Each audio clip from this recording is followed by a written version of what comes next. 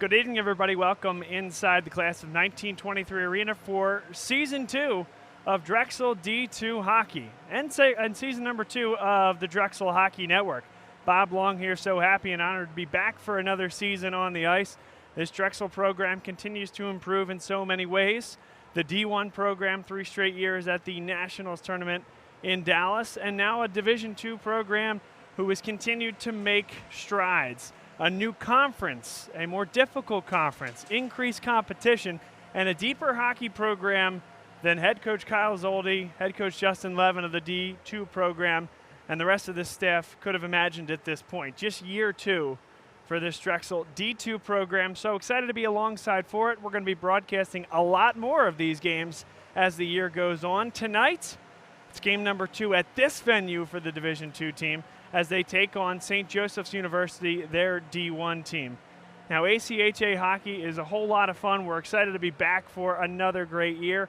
So many great players for Drexel. Some have made the move up, so we're not going to see Zane Reynolds. We're not going to see Jarrett Ortiz any longer at this level, as they've gone up to play for the D1 team. But Chase Tomorrow, Zach Plotkin, and a lot more guys for this D2 team will continue to make inroads, continue to make an impact, and continue to make what's going to be a great atmosphere at this venue all year long. A brand new venue at that. The class of 1923 arena here in Center City, Philadelphia underwent millions of dollars of renovations, a new roof, brand new boards, a new lighting system, and a new heating system. All makes this, what is a cozy and was a cozy venue, feel a little bit more like home. It should be a great season. Puck drop is in just a few minutes. We're going to hear from Team President Lucas Freeman now, and in just a few minutes, we'll turn your attention to the ice for puck drop. Thanks, everybody, again for being with us, and we'll be right back here on the Drexel Hockey Network. Lucas Freeman with us here on the Drexel Hockey Network. Lucas, thank you very much for your time, and we're excited to have you on the telecast. Absolutely. Thanks for having me. Yeah. So D2 hockey this year, there's a lot of buzz around this team, a lot of talent, a lot of depth. A new conference. So walk us through everything. Yeah, I mean, this is going into our second year. Obviously, last year was our inaugural season, and, I think it was a great season for the team. It was really, we didn't know what to expect going into the year. Obviously, a completely brand new team for us, and, we got our 20-win season for the year, which was great. We were able to win the DVCHC, which was a huge step for us and definitely a goal we had last year. But this year, moving on to bigger and better things, we move into the Mach, which is one of the top Division II conferences in the entire country. So we're really excited about that. Get to play teams like Penn State and Liberty, Stevenson and Maryland, a couple other schools as well. So we're really excited for the year that we have ahead of us. I think, we have a full schedule this year, almost 30 games, and we're really looking to go into battle in each of those games this year and putting our best product on the ice. What's it like to play for Justin and Mike and some of those other coaches? Yeah, I think it's great for us. Some of them where Justin was away from the program coaching-wise for a couple of years. He was the general manager of the D1 team, and now he's come back, and he's brought Mike and Dave along with him, Gino as well, and they're all alumni of the program, so they're all deeply tied to Drexel Ice Hockey. I think they did a great job last year, like I said, in the inaugural season, and I think we're all looking forward to this year. I think, they're really good at getting the best out of all of us, making sure that, sometimes we might not be the most skilled team, but we're going to work the hardest and we're going to give our best foot forward every single game. So I think, they did a really great job last year, and we're all just looking to move forward this year. And I'd push back on the skilled part as well. I had the opportunity to watch you guys last year, and it was quite impressive. I'm looking forward to broadcasting more of your games this year as well. Simple question, how do you get this much talent onto a campus so that you can fill 2 rosters the way you guys have? Yeah, I mean, I think, I've got to see the progression of Drexel Ice Hockey, not only being a player, but now going into my 4th year as president of this organization, and also being a senior. This is my 5th year with the program. I think when we started, we had 30 guys come out to tryouts, and we had our one team of 30 guys, and now, this year we're up to 60 guys and 2 full teams. I think that it really shows how much the program has grown in such a short amount of time, how high of a level of quality we put out out on the ice day in and day out for both teams now. And that's both for Drexel University and for our program as well. I think our program has come a long way both on and off the ice. And I think, it's a great culture to be a part of. I think we really do preach the family and everyone's part of it. No matter what team you're on, you're a part of the Drexel hockey family. And I think that's just been very attractive to recruits coming in, and people get to come to our rink. Class of 23 will be brand new this year, but people love playing in that arena, love being in the city atmosphere. And so I think Drexel has just become a draw, and we just hope to keep getting bigger and bigger and hopefully one day, become one of the premier places to play college hockey, certainly in Philadelphia, but around the country as well. Well, I think you guys have a great opportunity here, and I've said this since I stepped in here last year, is that this is an affordable, family-friendly, but incredibly entertaining and high level of hockey being played right within Philadelphia. And I think you guys have a great opportunity, and I look forward to being a part of it as you guys continue to grow. That this is something to do in Philadelphia if you're a hockey fan, and you guys bring it every single evening. Yeah, absolutely. I think Philadelphia is a hockey town. I think everyone loves the Flyers in the town, and it's a sports town in general. And so, I think for a while there was no college hockey team really in the city that could draw the crowds. And I think, us at Drexel have stepped up into that role as being kind of the college hockey team for the city. And we just look to hopefully grow our brand not only around campus, but around the city as well and around the surrounding areas. Getting to walk around wearing your Drexel hockey gear.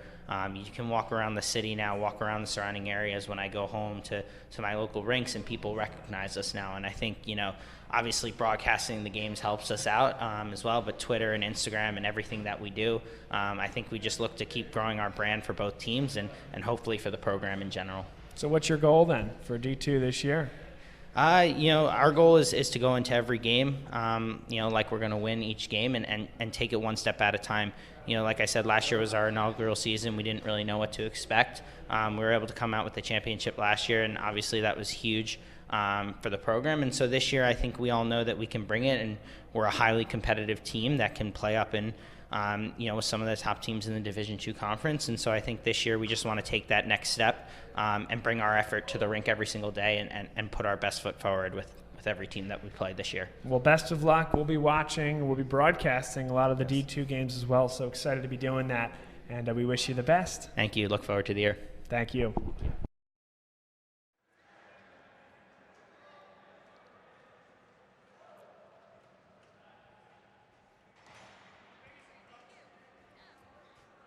And we welcome you back inside the class of 1923 arena. Here in Center City, Philadelphia, the home of the Drexel Dragons hockey team. Again, Bob Long alongside me is Mike Crisafulli, my cameraman. And it's good to have him back for another year of this. Drexel dressed in the home white uniform. St. Joseph's University in the road black uniforms. And we're nearly underway. Logan Kramsky in the net for Drexel. He has one win and as many tries in between the pipes this year. And it's Troy Stefano, number 72, in net for St. Joseph's University. A City 6 matchup this evening about to commence. And as Drexel Hockey Network begins year number 2.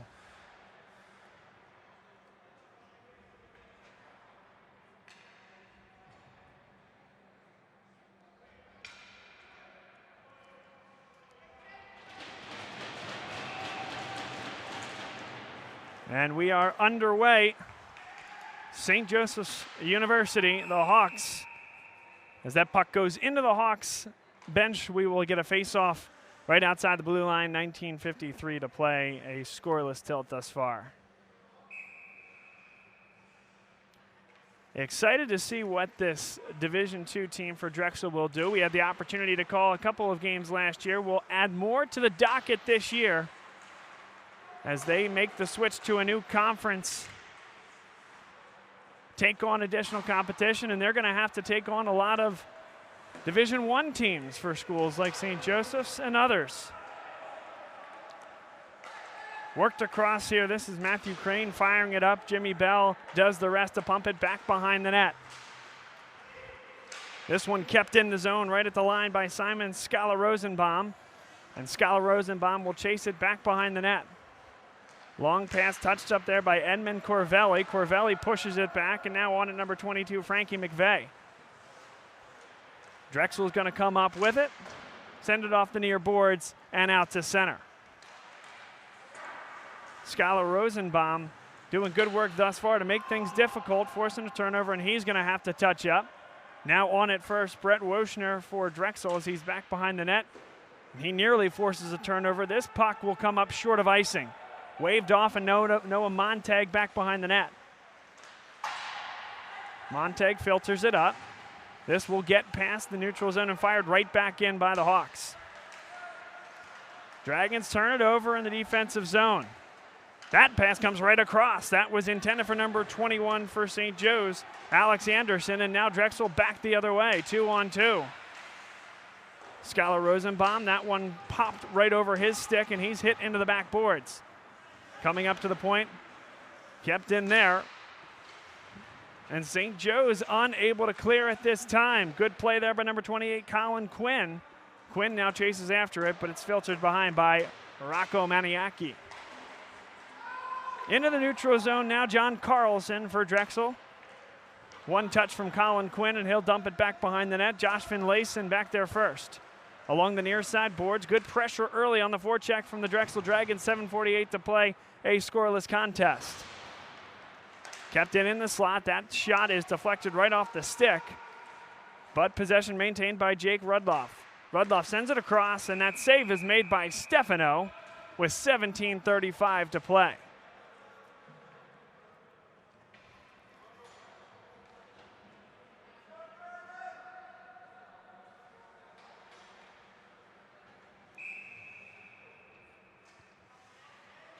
Face-off will come at the near side circle as it is won by St. Joe's, but not cleared out. Shot comes high. On at number 20, Matt Crane. Crane, a good hit into the board. St. Joe's will be able to clear. And first to it, number 7, Blake Cleland. And Cleland throws it back behind the net. This comes up to the point. Filtered down there, and Corey Freeman will send it out just beyond the blue line and sent right back in by St. Joseph's Prep, but not before a hand pass. We'll take it back outside the zone and to the other end of the ice. 17:06 to play, a scoreless contest between Drexel and St. Joseph's University.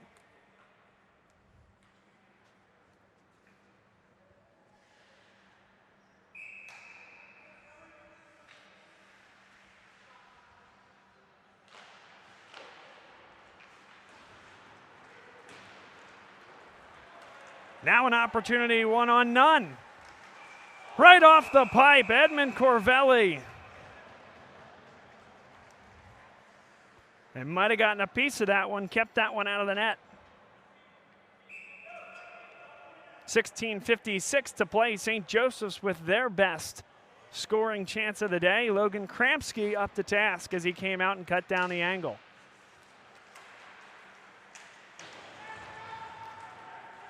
Ben Shelley lost it back behind the net, sent it around.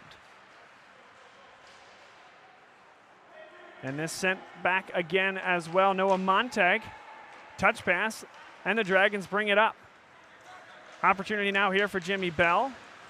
Bell taking off the puck. He maintains the effort on the forecheck, and there's 2 Dragons in there. Out to the point. Filtered back in St. Joseph's now an opportunity. Once again, it's Edmund Corvelli. It's 2-on-1. Drops it across, and a great defensive play there by Noah Montag. Laying down on the ice and blocking that pass. Now Montag flips it around. Kept in on the pinch by number 93, Derek Shizelka. And now it's Drexel looking to clear their own defensive zone. 16 minutes exactly on the clock. A scoreless contest is Bell. A one-time pass across. This one whacked across as Drexel will get a change. Zach Plotkin is back in there, as is Simon Scala Rosenbaum. Dumped in deep by number 27, John Carlson. Carlson gets it back, has the lane, takes the shot. That one is registered wide there by the goaltender for St. Joseph's Prep. Troy Stefano's had to make a couple saves. That one doesn't get to the net. On the near side circle, it's spun around. Carlson thought about pinching, but kept in the zone. Sent right across. Can't get the shot off. Not cleared yet. Out to the point. Shot. Got all the way through, and Stefano makes the save. 15-17 to play first period. And it is still scoreless here from the class of 1923 arena between the Drexel Dragons and the St. Joseph's Hawks.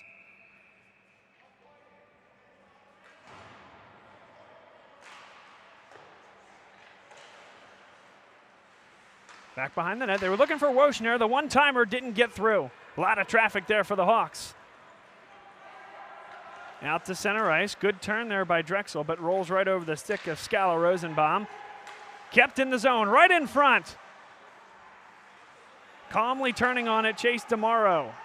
DeMauro now flips it behind, nobody there. St. Joseph's could not control. And this is an icing.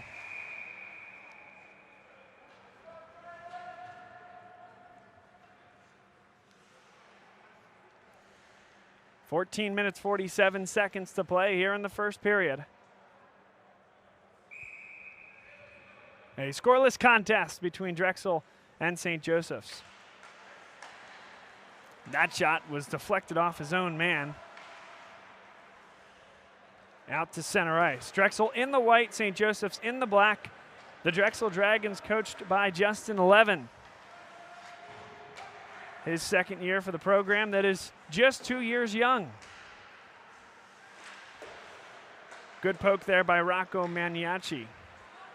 Maniaci now plays it up. And it's turned over there at center ice.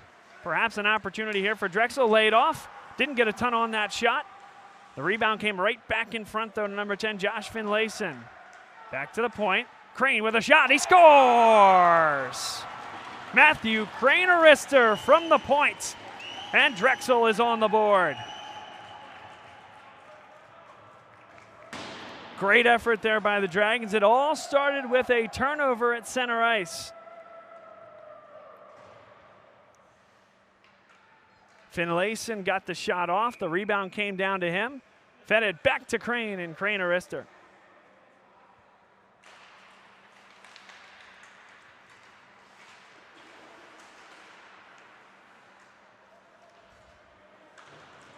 Dragons lead 1-0.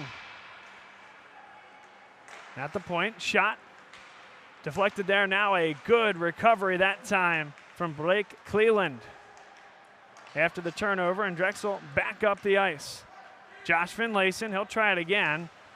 And Drexel making a change, so he'll just dump that deep. Now he'll come to the bench with 4 fresh reinforcements out there on the ice for the Dragons. Big hit there by Tyler Alt, number 6, first time into the game.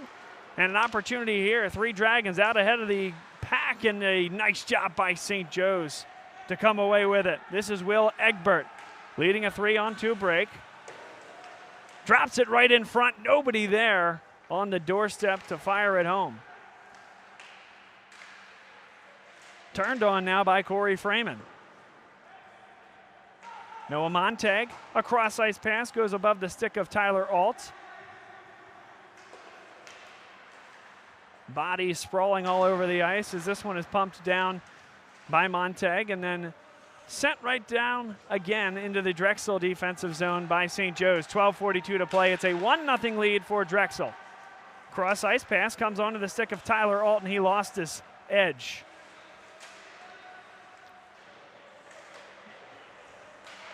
A long shot comes high, and Drexel turns back on it.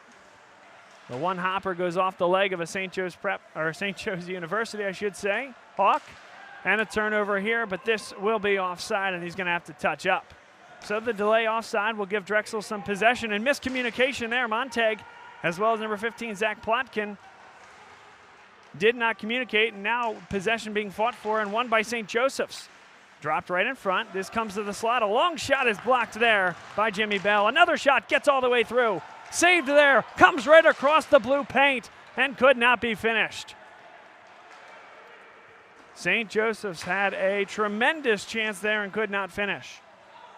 Good initial save by Logan Kramsky. Long pass evades the stick of Jimmy Bell, and an icing as the race to the dot is won by St. Joseph's. 11 minutes, 37 seconds to play in the first period. It's Drexel 1, St. Joseph's nothing. A Matthew Crane goal from the point. The difference thus far in this one.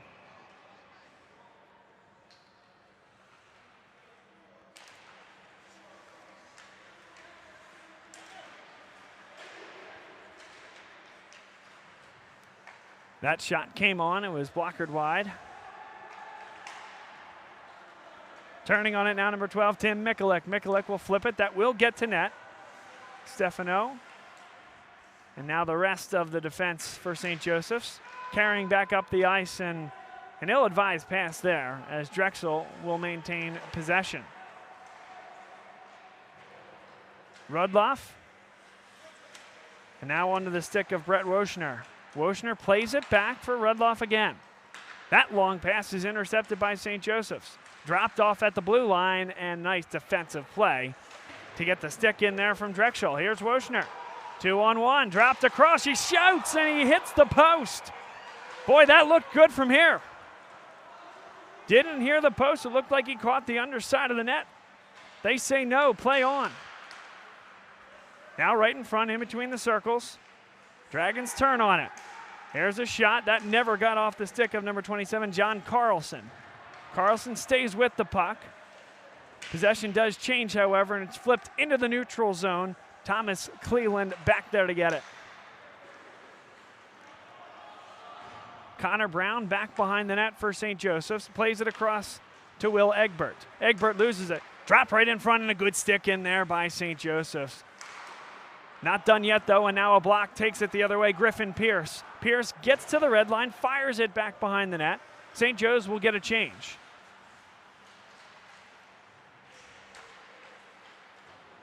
This one kept in at the point for the time being. Hawks retain possession. Good individual move. Dropped right across, and a great defensive play by Mark Lurie. Laying his body on the line and preventing that passing lane across the circles. 9:35 to play. This one sent down for an icing as number 21 for St. Joseph's, Alex Anderson, first to the dot.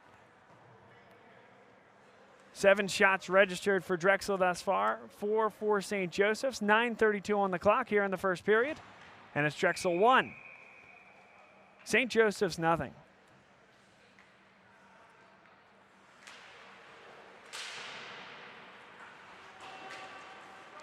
This one fed up the ice.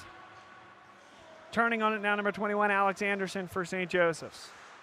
Hawks lose the puck. Anderson right there to do the rest of the job and push it out to center ice. Good defensive play by the Dragons. But St. Joseph's with a little bit of pressure here as that one comes right on net. Logan Crampsby, no problem. Up to center ice, Anderson pushes it forward, and Drexel comes back up with it. Crane plays it across, and this does get into the neutral zone with a little flick by Tyler Alt. Now Alt gets a nice hit in on Edmund Corvelli for St. Joseph's, and for his troubles, we're going to have a penalty. Tyler Alt, number 6, will go to the penalty box. The first penalty of the night on either side comes with 8:48 to play here in the first period.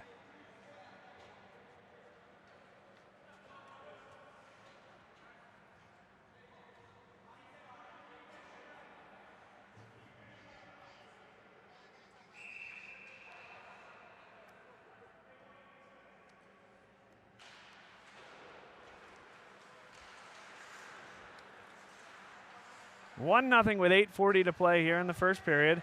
First power play look for St. Joseph's, playing it across to the far side circle at the dot. The shot and save made there by Kramsky. Drexel will fire it all the way down the ice.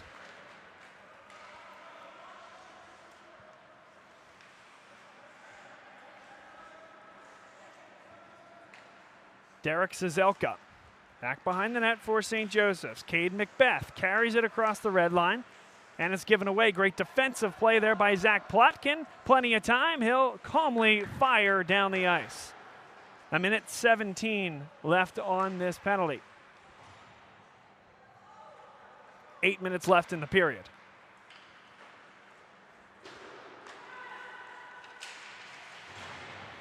met at the blue line, number 10 for St. Joseph's, Will Egbert. It does come back in between the circles and out of the zone, an unforced error that time for the Hawks. They'll try it again. Edmund Corvelli spins right at the point. Good work there as he pushes it forward to Frankie McVeigh. McVeigh can't find his intended man, and Drexel turns and flicks it back up the ice. That's number 11, Simon Scala-Rosenbaum. 30 seconds left on this first penalty kill of the evening for Drexel. Into the zone, number 22, Frankie McVeigh. He's back behind the net. Good work there by number 7, Thomas, or I should say Blake Cleland. Thomas goes by Blake, however. Blake Cleland across. There's a shot there and never got off the stick of number 22, Frankie McVeigh. A huge opportunity for the Hawks. 3 seconds left, and that coming out of the zone will exhaust the opportunity on this power play. Still an opportunity, though, right on the shot. Save made. Follow, he scores. St. Joseph's answers the early Drexel goal. And it's Liam Morgan. Liam Morgan just follows at the weak side post. And the initial shot, it was low and it was hard. And it gave Morgan the opportunity to crash that backside. Kramsky, not much you can do there. Tough to control that type of rebound. So 6 minutes, 36 seconds left in the first period.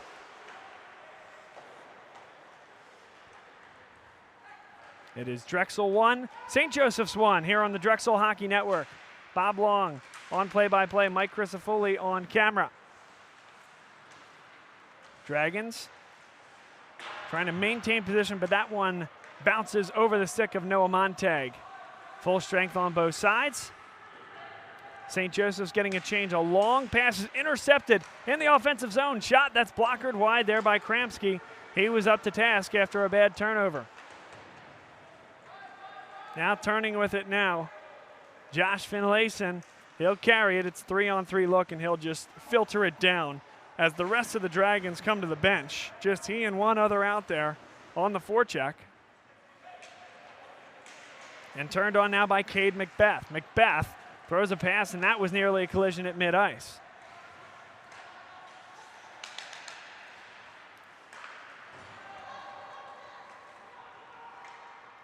Flipped ahead now by Brett Woshner. Woshner plays it back. DeMauro now back to the point. The shot blocked, but comes right to the stick of DeMauro. DeMauro's shot goes just high of the crossbar. Back to the point and filtered out to center ice. DeMauro, he'll try it again. Comes to the red line, flicks it forward. Turned on by the Hawks. And played back for number 25, Connor Brown. Now flipped ahead. DeMauro keeps it in, whacks it off the sideboards, and Drexel will get another change. Under 5 minutes to play here in this first period. It's 1-1. And an opportunity here. Edmund Corvelli. Kramsky comes out. It goes off the post. A big collision there. Corvelli still down. Kramsky had to make a split-section decision. He did that and got to the puck just in time to prevent a surefire go-ahead goal from Corvelli. And Corvelli still down on the ice on the far side.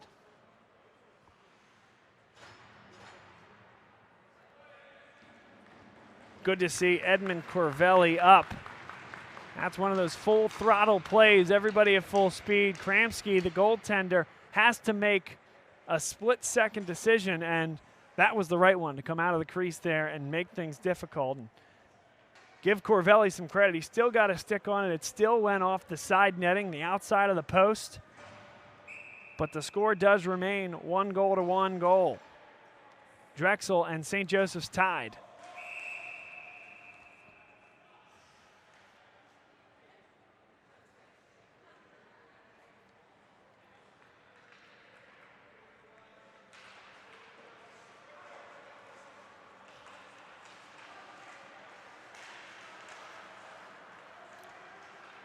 And now the Dragons an opportunity up the ice.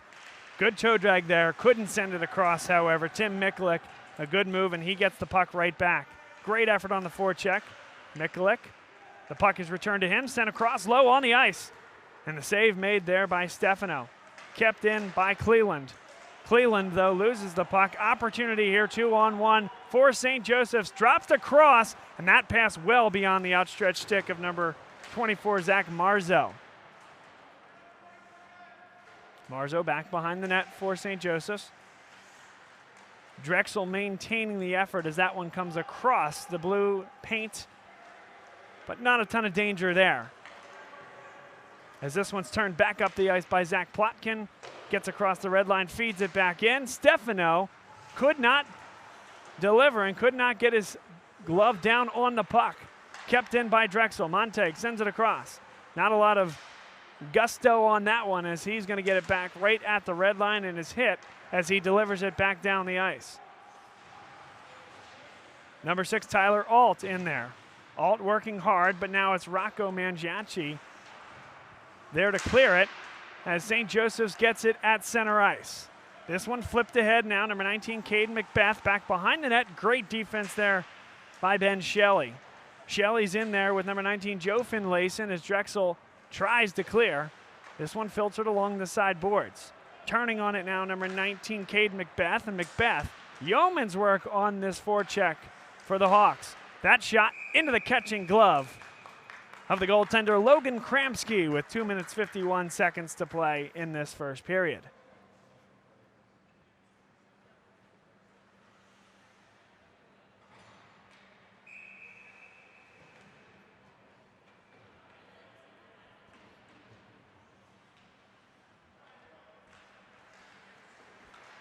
Face-off controlled by St. Joseph's. A touch pass, nobody in the area for the Hawks. Dragons work hard back behind the net and recover the puck. Good work. This one will get to the line but not out. That shot comes wide of net. A one-time shot would not even get off the stick of St. Joseph's, and now Drexel back the other way into the offensive zone. A wind up and shot. That one goes off the backboards, wide of net.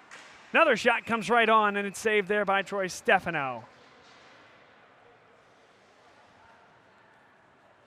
Stefano pretty good thus far. Kramsky pretty good thus far.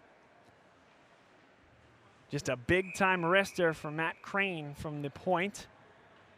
That's Drexel's goal, and then Kramsky was beaten on a backdoor rebound. Really didn't have a shot. Otherwise, these goaltenders have been up to task thus far in this one. A fight on the near side boards. Filtered forward, and now it's Liam Morgan, 1-on-2. Flips the puck up to himself, gets it back, and the shot somehow goes on net. Kramsky up to task. Back behind the net. This one fought for on the near side boards, now 4 men involved. Kept in the slot, but first touch here will be Drexel.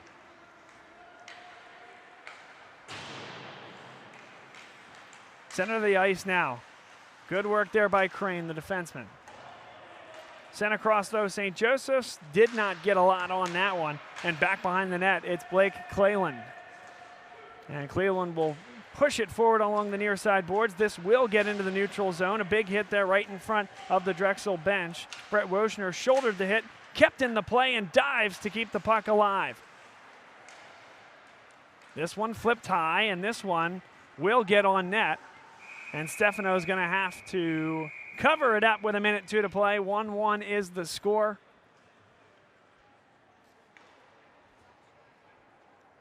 The first period of action here for the 2019-2020 Drexel Hockey Network coverage of Drexel D1 and Drexel D2 hockey.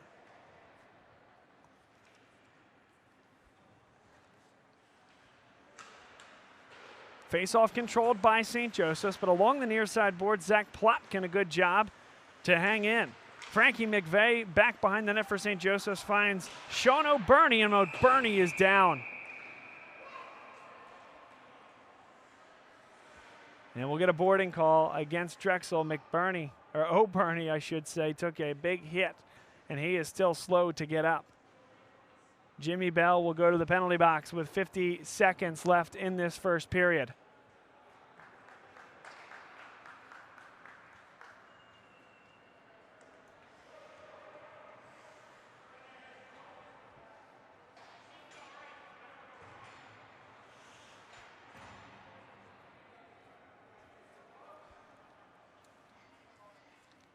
A 2-minute minor for Jimmy Bell. The second penalty of the night for the Dragons.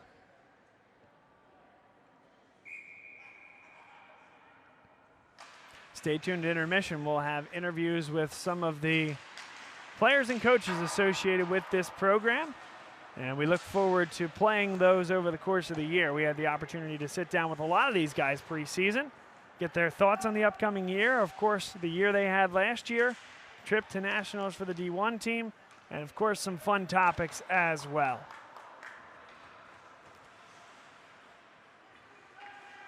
Derek Cizelka back behind the net as St. Joseph's has some trouble getting it up the ice. Cizelka finds Edmund Corvelli. Corvelli with a full head of steam turns and goes down, and a nice defensive play by Drexel as one Dragon's going to come quickly off the ice. 4 seconds left. Good poke check there by Matt Crane, and that's going to eliminate the scoring opportunity at the end of the first period. Matt Crane, he scored one early, he poked one away late, and now he and Will Egbert getting into it as they head to the respective locker rooms. But a great defensive play there by Crane in the dying embers of the first period.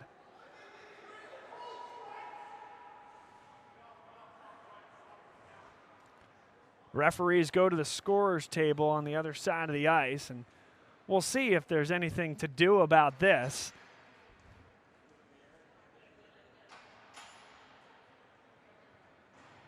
And I thought is all's well that ends well. Let the boys go to the dressing room and move on, but certainly can't say anything with certainty until we hear for sure.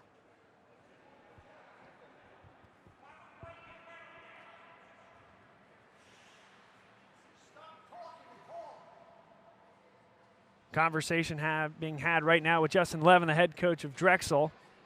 Tough to judge body language, but I would say he's less than 100% thrilled with the conclusion of that one. So that's what we have for right now. We'll get a better sense of how this second period will start when we return here on the Drexel Hockey Network. You're watching the Drexel D2 hockey team right here on DHN. Intermission here on the Drexel Hockey Network, and with us we have assistant coach for the D2 team, Mike Antoni. Mike, thanks so much for spending some time with us here today. Excited to pick your brain about your team. Thanks, Bob. Really appreciate it. We're excited to be on and excited to have you back again this year. It's a pleasure on our side. It's been a great partnership so far, and really excited to broadcast D2 games this year, something we did just once or twice last year, getting a lot more consistent with that. And a big part of that is, one, your guys' commitment to a team like this, and two, you guys are playing some pretty good hockey. I mean, you had a great year last year to the point where you've decided to step up from a league's perspective, joining a more difficult league. And if you could tell us a little bit about that process, how you made the decision, and how you anticipate that going. Yes, definitely, Bob. Last summer, we really didn't anticipate having the amount of talent that we ended up having that came in last year. And so we joined a league that we knew we would be competitive in, and we didn't think we would win the league last year going into the season. Turned out we had a great incoming freshman class. We had 18 first-year guys on the team last year, some young guys. Were asked to take on leadership roles and jumped right into the responsibility. Didn't miss a beat, so that helped out. So we went on to win the Delaware Valley Hockey Conference, and then now we're stepping up to a league that's going to have Penn State's club team, Delaware's second team, Maryland, Ryder, Rowan, a lot more competition than the league we were in last year. So it's going to be a challenge for us, but we're ready to accept it. Each year, the program just gets better and better. With Kyle's leadership, it just trickles down all the way down to our team as well. It's all one family, and the work ethic and the mentality is contagious between both teams.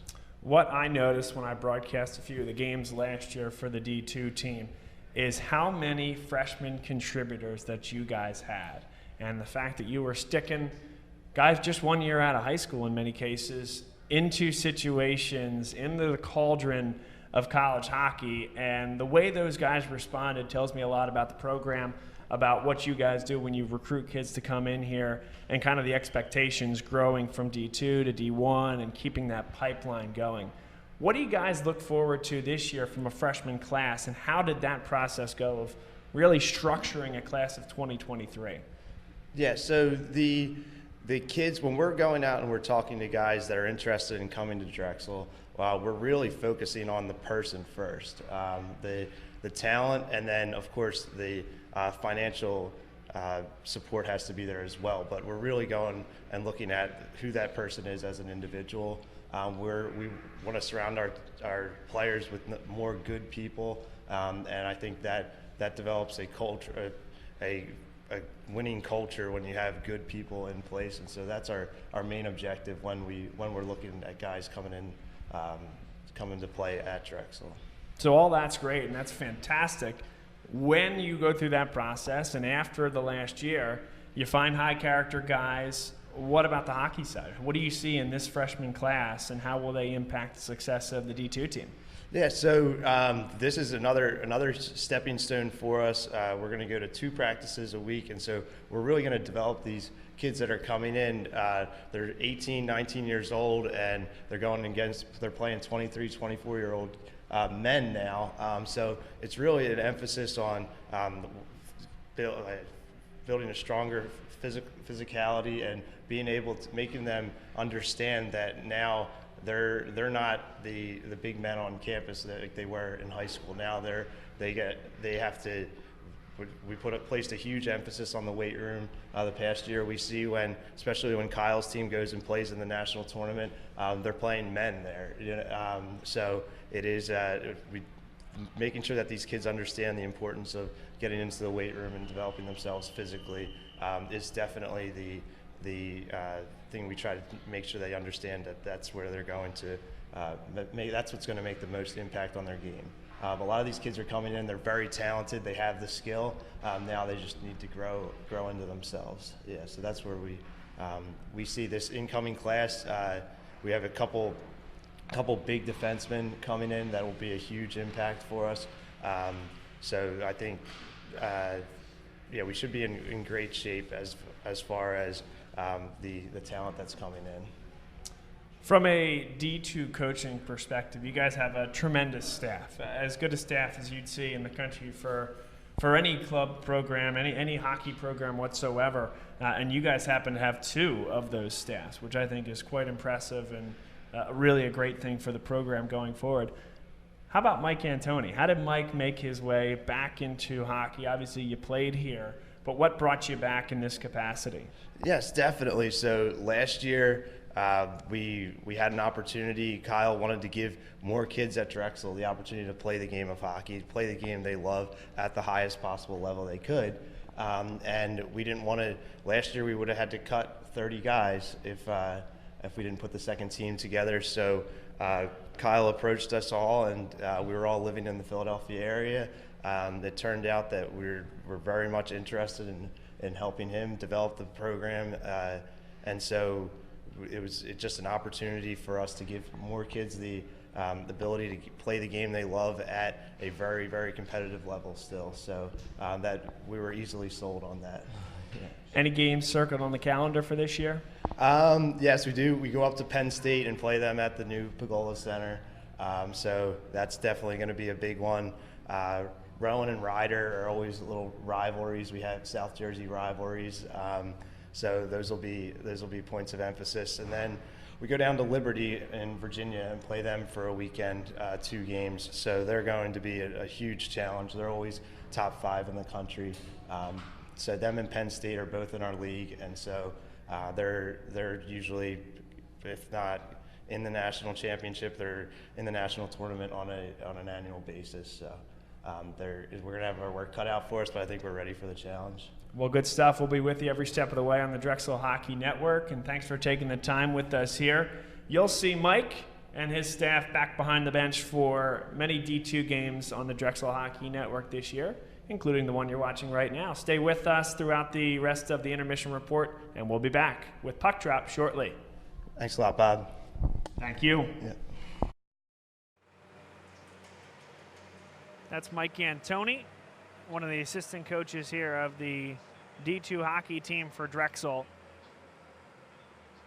Still intermission here at the class of 1923 arena in Center City, Philadelphia.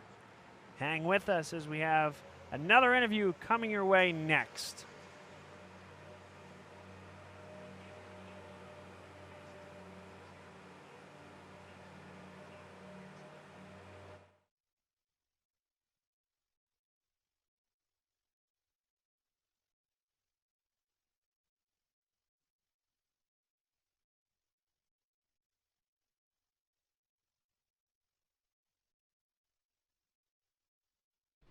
Intermission here on the Drexel Hockey Network. We have Josh Finlayson here with us. Josh, thanks for the time. No problem. Thank you, Chair. Hey, my pleasure. So walk me through this season, expectations, change in the conference.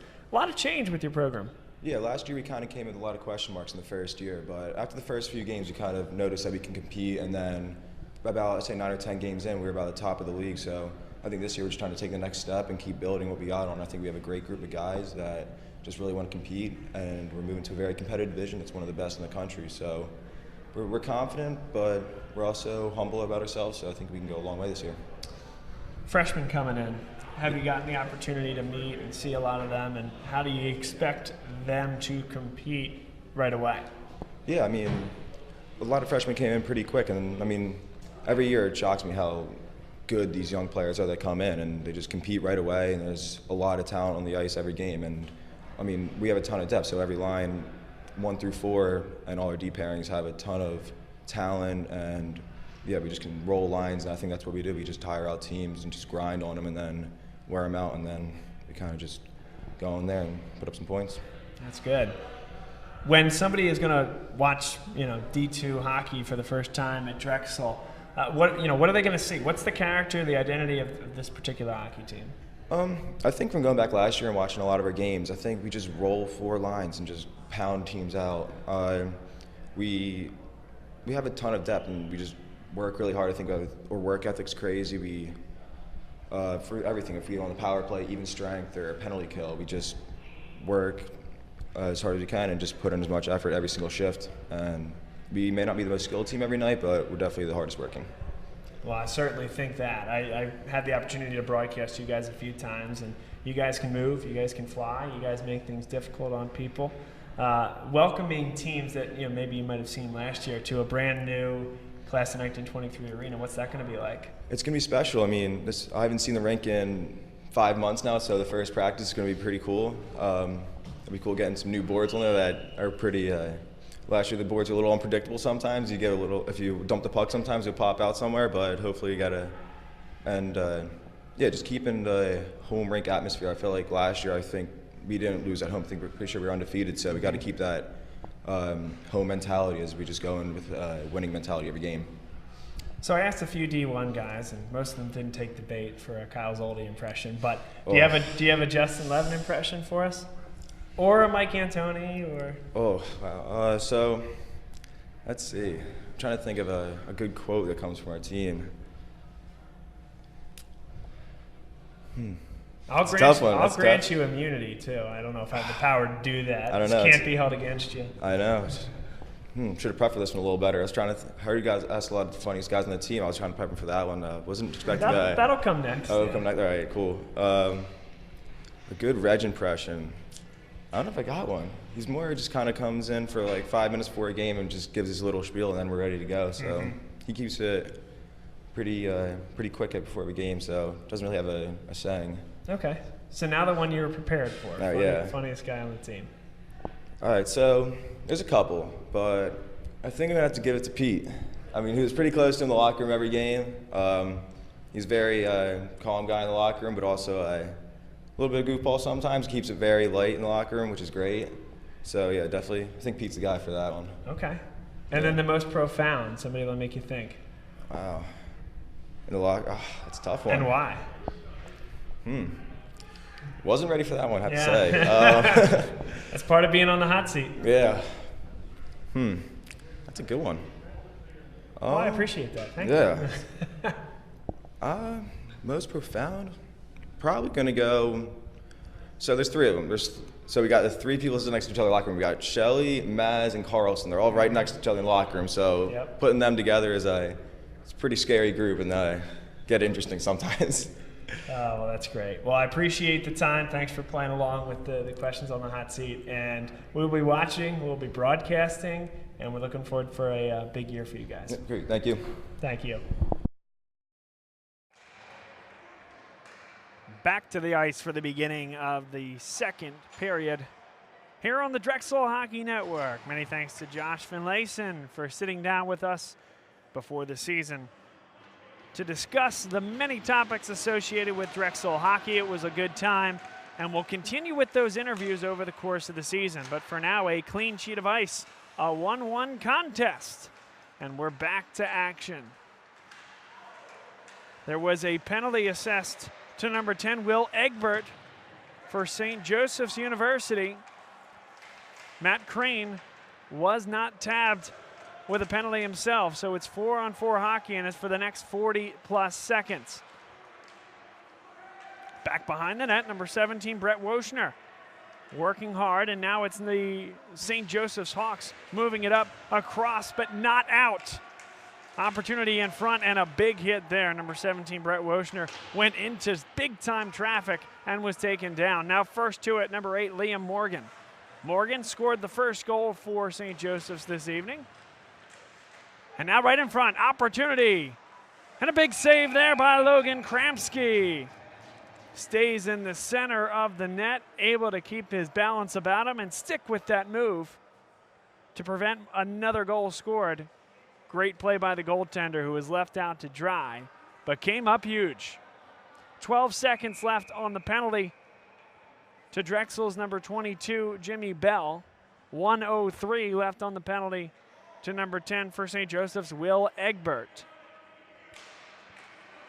Face-off won by St. Joseph's, but it'll push number 21, Alex Anderson, out of the zone. Pumped right back in by Rocco Maniaci.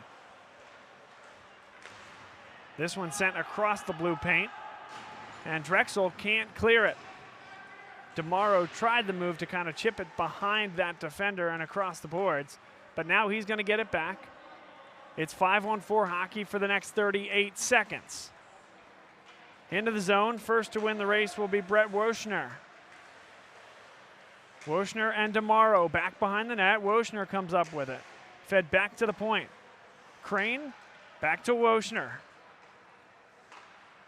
Crane has it, top of the circle. That shot is blocked in front. Drexel maintains possession for the time being. And whipped back in there by number 26, Mark Laurie. And sent back out to center ice by St. Joseph's. Now Matt Crane glides all the way back behind the net. He's in on the forecheck along with DeMauro. Laurie in there, number 26. Laurie kicks it forward, comes onto the stick of Rocco Maniaci, the St. Joseph's defender. Penalty time is up, 5-on-5 hockey, as it ticks under 17 minutes, 45 seconds left in the second period. Maniaci sends it in on one hop, Kramsky there, and a face-off will come at the near side circle in the St. Joseph's offensive zone. A 1-1 contest, early stages of the second period. Bob Long on play-by-play. Mike Crisafulli on camera. Our first broadcast of the year, and it's the Drexel Division II ACHA team in a new conference this year, year 2 of the program. Head coach Justin Levin, assistant Mike Antoni, Gino Angeloni. These guys doing a great job for this program thus far, as we have a stoppage And they're going to fix the boards on the near side, right next to the Drexel bench, off the camera right now. Going to throw some cold water on there to kind of refreeze up that area. It's a new sheet of ice, new boards, so naturally you'll see a thing or two as this ice continues in this rink. With all the changes, that relationship between board and ice continues to develop. But boy, it is great to be in this. It's an old barn, but it's got a new feel. And a great home for the Drexel Dragons. Zach Plotkin back behind the net. Dove at the post. St. Joseph's a good stick lift on the defense, and it's carried out of the zone.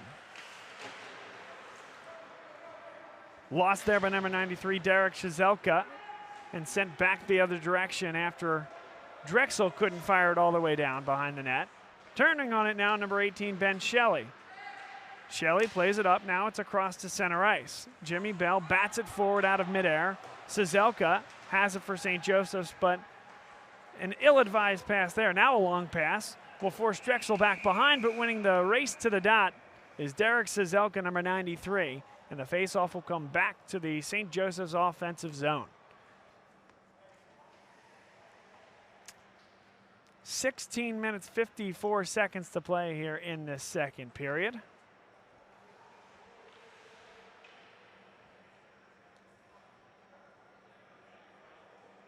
Taking the faceoff for St. Joseph's will be Frankie McVeigh. He's shown some flashes of brilliance early on. He's been active on the forecheck, but he loses that faceoff, and that is fired into the penalty box. It is a good thing there's some 5-on-5 hockey right now. Those boxes just vacated, and a howitzer comes into the penalty boxes. And we'll do it again. Same circle.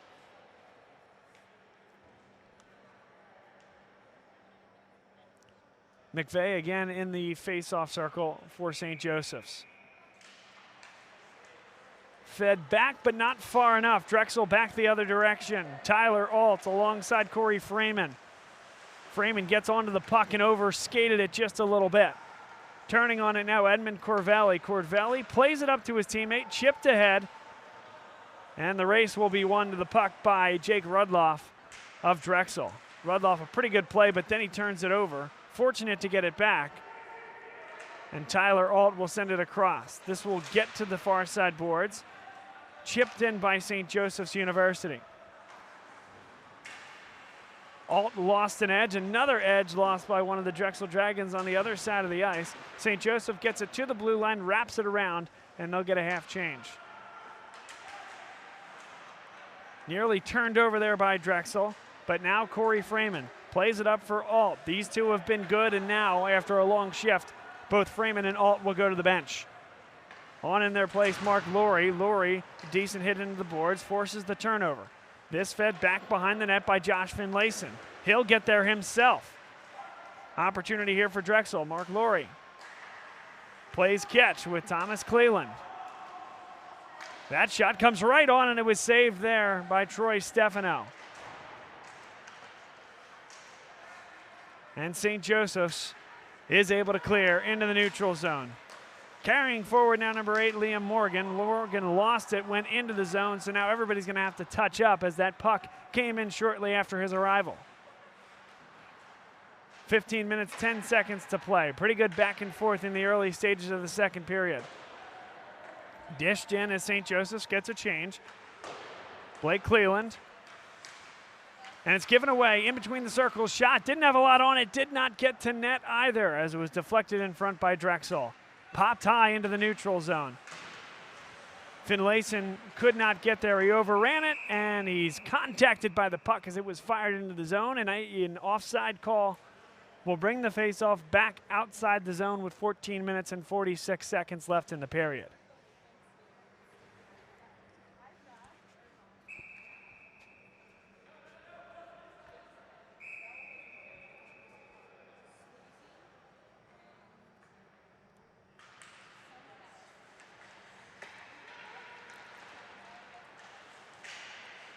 Drexel loses an edge. It's 1-1 the score. As they drop it right in front, they can't get the shot on.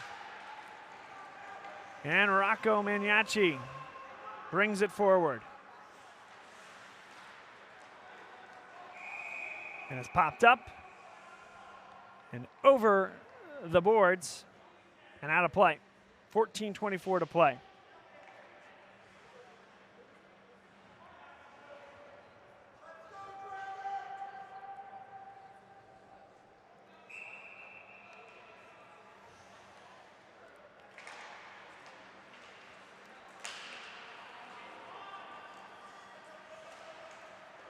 Whipped back behind the net. Drexel in there. Simon Scala Rosenbaum working hard back behind the net. As is Brett Woshner. Woshner on it first. Back to the point. Fed back behind the net. Scala Rosenbaum overskated that one, and it's turned aside there by Alex Anderson. Anderson having trouble getting it out, though. Sent right in front. Opportunity. Woshner, he shoots, he scores! Brett Woshner finds the loose puck in front, slots it home, makes no mistake. Drexel with a 2-1 lead. Great effort there on the forecheck by the Dragons. Scala Rosenbaum was in there. Woshner, a tremendous play. Forced a turnover from Alex Anderson, and he couldn't miss from there. Great play on all sides by Drexel. Woshner with his first goal of the night.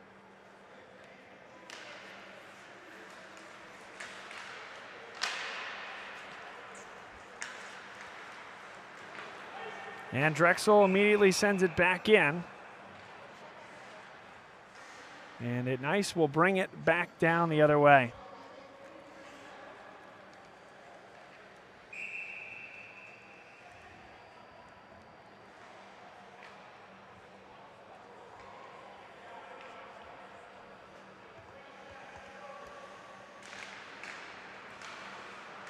Face-off sent back behind the net. And Drexel's going to turn on it. Number 15, Zach Plotkin, brings it across. Great move there. He'll carry it into the zone himself. No numbers, but he'll take it back behind the net, send it in front, and Jimmy Bell wasn't there. A whole lot of numbers for St. Joseph's. A wind and a fire doesn't get through. Good block in front by Alex Anderson. This one popped high, and this will come wide of net, but they're going to wave off any icing.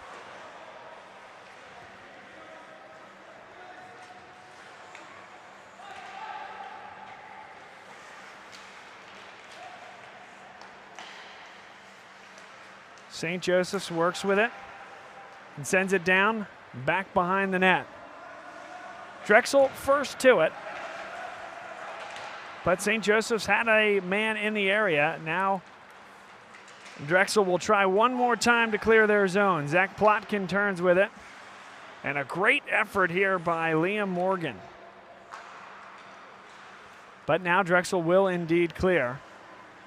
A loose puck in the center of the ice. Dragons come up with it. Dressed in the white uniforms as that takes a piece out of Gino Angeloni as he went up for the catch. Little does he know, that glass spans a little bit higher than it did last year. Comes back off the glass and nearly got him in the noggin. But good awareness there from the assistant.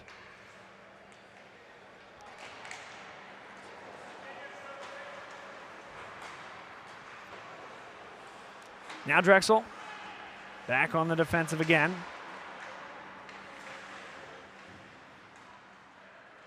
They turn it back behind the net. Looking to clear. St. Joseph's with their best sustained forecheck of the night thus far, but that shot had very little on it. Again, possession here for the Hawks in their offensive zone. Turning on it now, Edmund Corvelli. Corvelli feeds for Will Egbert. Egbert back to the point. Evan McDougall's shot is blocked in front. One more time, Egbert, another block shot this time by Matt Crane. They'll try it a third time. That one gets all the way through, and Kramsky makes the save.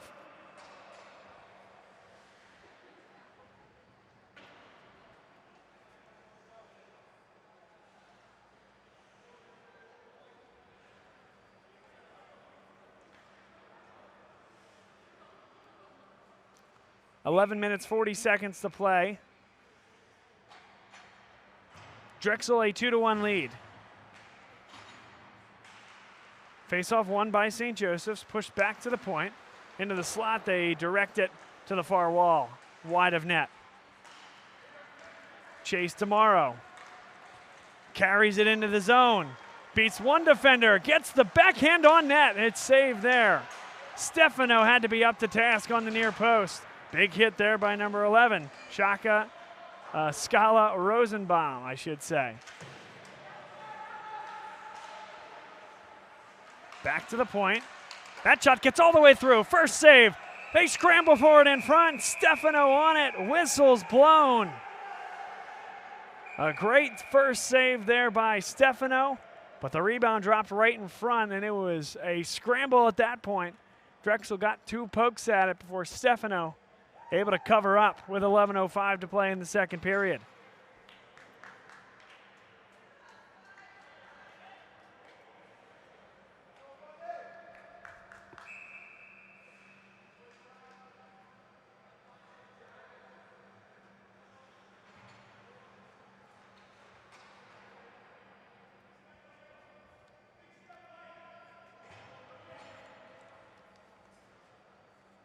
And now they're going to kick Joe Finlayson out of the box. Finlayson, though, gets right back in the action on the forecheck. He delivers a nice hit on the far side. Turning on it now, though, Liam Morgan for St. Joseph's. Not a lot of numbers. He'll flip it high. To the backboards it goes. Matt Crane there first. Dumps it ahead. Jack Ventolo there. Gets it to and out of the zone. Here's Joe Finlayson. He has Corey Freeman alongside. Freeman first to get it back behind the net, but it hops over his stick. Bleeding up towards the point. Pretty big hit there, but St. Joseph's does the job to get it out of the zone. Push forward, and now Corey Freeman has it for the Dragons. Freeman comes back onto the puck amongst 3 St. Joseph's defenders. And a great play there. Another big hit taken this time by Colin Quinn, but he hangs in. Drexel, though, has to now recover. St. Joseph's will get a change. No real numbers for the Hawks, but following in, and they could not get the shot off, but an opportunity there, perhaps, with a little less diligence from the Dragons. But the defense continues to be up to task, but not that time. What a turn in there by Edmund Corvelli. Drops it in front for Frankie McVeigh. Kramsky thought he was coming for the wraparound. A little cheeky turn right behind the net. McVeigh at the near side post slots it home, and it's 2-2.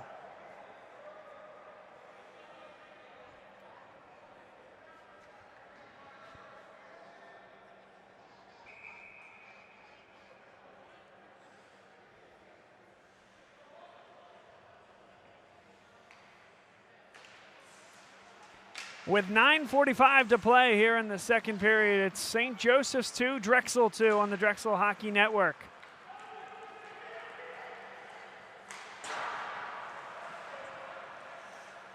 This one spun back in by Drexel. Everybody has to touch up, and they will. Popped off of the stick of number 28, Colin Quinn. He'll come to the bench for a change. Number 10, Josh Finlayson in there on the forecheck. Back to the point. That shot comes all the way through. Save made there, and now St. Joseph's comes the other way. Hawks push it forward. Dropping it back behind the net for number 25, Jake Rudloff. And Rudloff pushes it around the sideboards. Dropped across. That goes over the stick of Zat Plockton, and the race to the dot won by number 93, Derek Cizelka. Back to the other end into the Hawks offensive zone where the next faceoff will take place with 8:53 to play in the second period.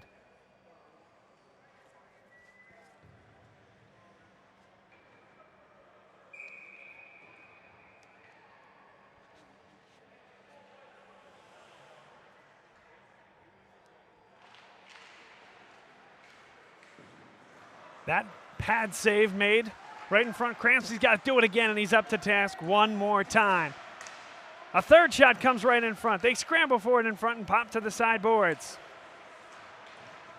Another shot blocked in front by Drexel, kept in at the point. Number 24, Zach Marzo, turns on its end in front, nobody there. Popped high into the air, and Marzo comes down with it again. Still unable to clear, and now Drexel will touch it up.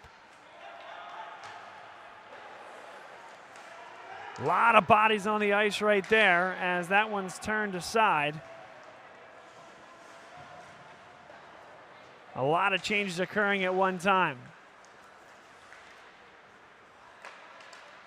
Into the neutral zone. Skylar Rosenbaum sends forward. He'll come to the bench. A few other changes for Drexel. Precarious puck right there. And 2 bodies go down, both for Drexel. St. Joe's will come up with it. Turning on it now, Matt Crane. Matt Crane lost it. That shot goes high and wide off the stick of Liam Morgan. Another try, blocked. A third time goes high and whisked away there by Blake Cleland. And now into the neutral zone. Drexel looking for possession. A big hit laid there and chipped forward into the zone. St. Joseph's at center ice. Edmund Corvelli shown this ability, but it's poked away there. And now it's a 3-on-3. Dropped back by Drexel. Skylar Rosenbaum drops it in front. The shot, he scores! Skylar Rosenbaum with the assist, and Blake Cleland unleashes one from the top of the circle. Drexel leads 3-2.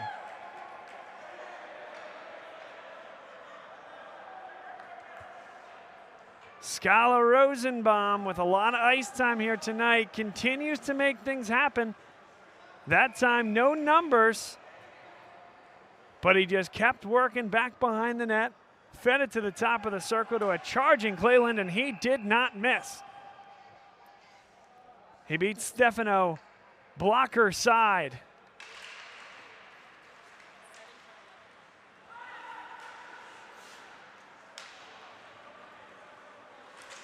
Under 7 minutes to play in this second period. It's 3-2 Drexel. And now an opportunity, 1-on-none, and a penalty coming up against Drexel. Not much that number 26, Mark Lurie, could do. It was Edmund Corvelli and nobody else. And Lurie takes him down. It'll be a 2-minute minor, but Drexel lives to see another day.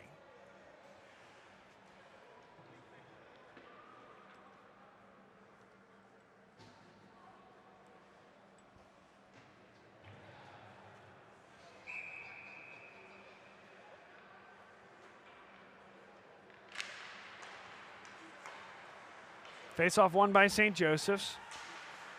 Issues there on the point, though, for Derek Chizelka. Will Egbert, patience at the top of the circle, sent right across, and that one rolls right over the stick of Rocco Maniaci. Maniaci back behind the net along with Corvelli.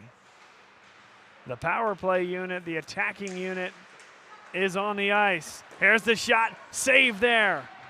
Cutting down the angle, Logan Kramsky. A stick will go flying. It nearly hits the referee back behind the net. Chizelka, good move there. He takes a big hit for his efforts. Turned there by Maniaci. Maniaci lost it off his edge. Chizelka will take it all the way back. 70 seconds left on this man advantage for St. Joseph's. Bodies flying everywhere, all over the ice. Good play there by Crane. It bounces off him and out of play. We'll get a face-off that will stay outside the zone.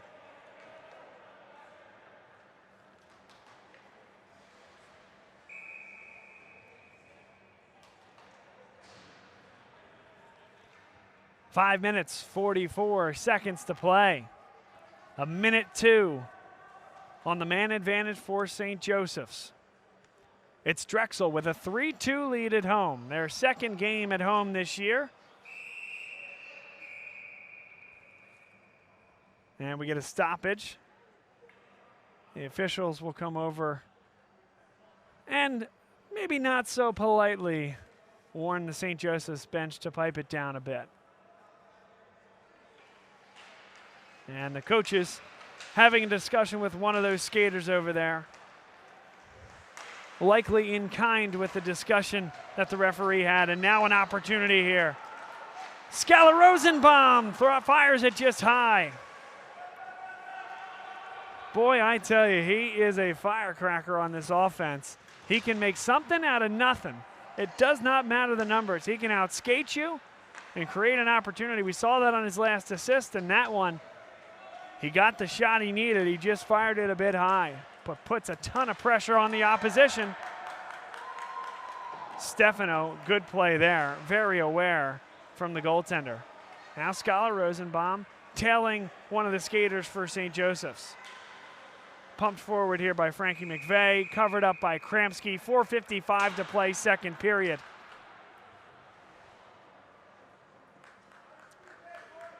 It's Drexel 3, St. Joseph's 2. A D2 Drexel team versus an ACHA D1 team in St. Joseph's. And the boys acquitting themselves quite well this evening.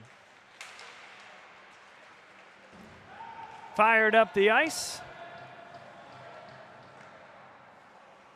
Still 5 seconds left on this man advantage, so no icing obviously. And now 5-on-5 hockey. Drexel touches up. Pretty nice hit there. Back behind the net by Tyler Alt. He is given good energy along with number 13 Corey Freeman when this line has come on. Spinning and firing it back behind the net, Ben Shelley. Turning on it now, Zach Plotkin. St. Joe's turns on it. Zach Marzo plays it up. And pumped forward by Tyler Finnerty back behind the net. A change for St. Joseph's as we tick towards 4 minutes to play in the second period. A 3-2 lead for Drexel. Good stick lift by Frankie McVeigh. Twists it into the zone. Drexel able to feed it back out to the neutral zone. And the Hawks will need to touch up for offside. And now back to action. Drexel carries it through the neutral zone, flicked high with the backhand and into the catching glove of St. Joseph's. Plotkin lost the puck.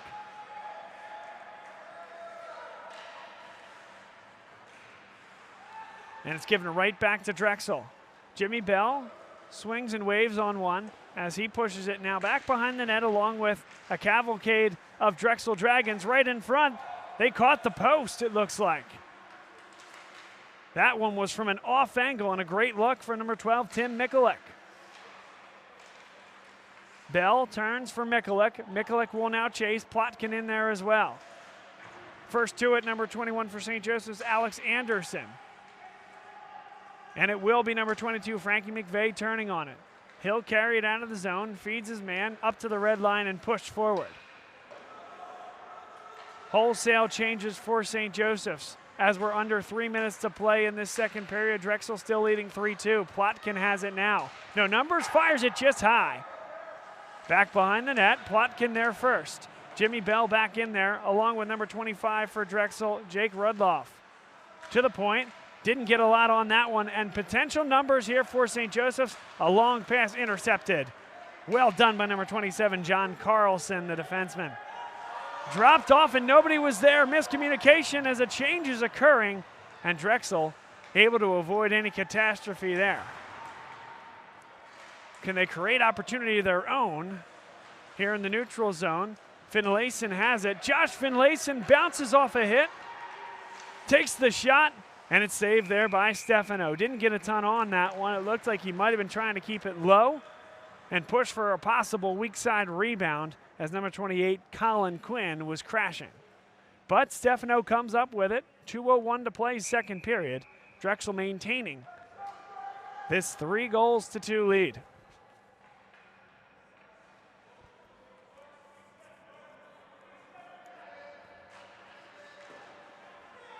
Turned back to the point. Fed along the far side boards. Back in between the circles, and it's pushed forward. St. Joseph's have an opportunity now. Miscommunication between Egbert and his teammate Corvelli, and Egbert just fires it to the far side boards. Back to the point, long shot, deflected there by Drexel and does not get on net. $1:38 to play. Back to the point, that shot does not get all the way through either. A good block there by number 2, Noah Montag. Corvelli plays it forward for number 22, Frankie McVeigh. Now Egbert has it as they play it across, open ice, and Drexel first to get there. Corvelli, it's taken off his stick.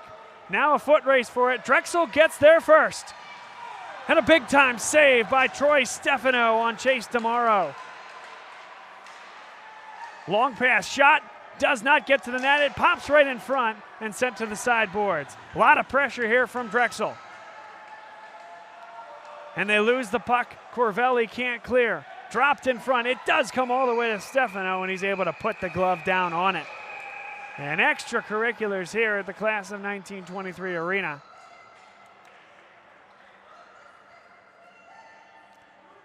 .51 seconds left in the second period. Drexel 3, St. Joseph's 2.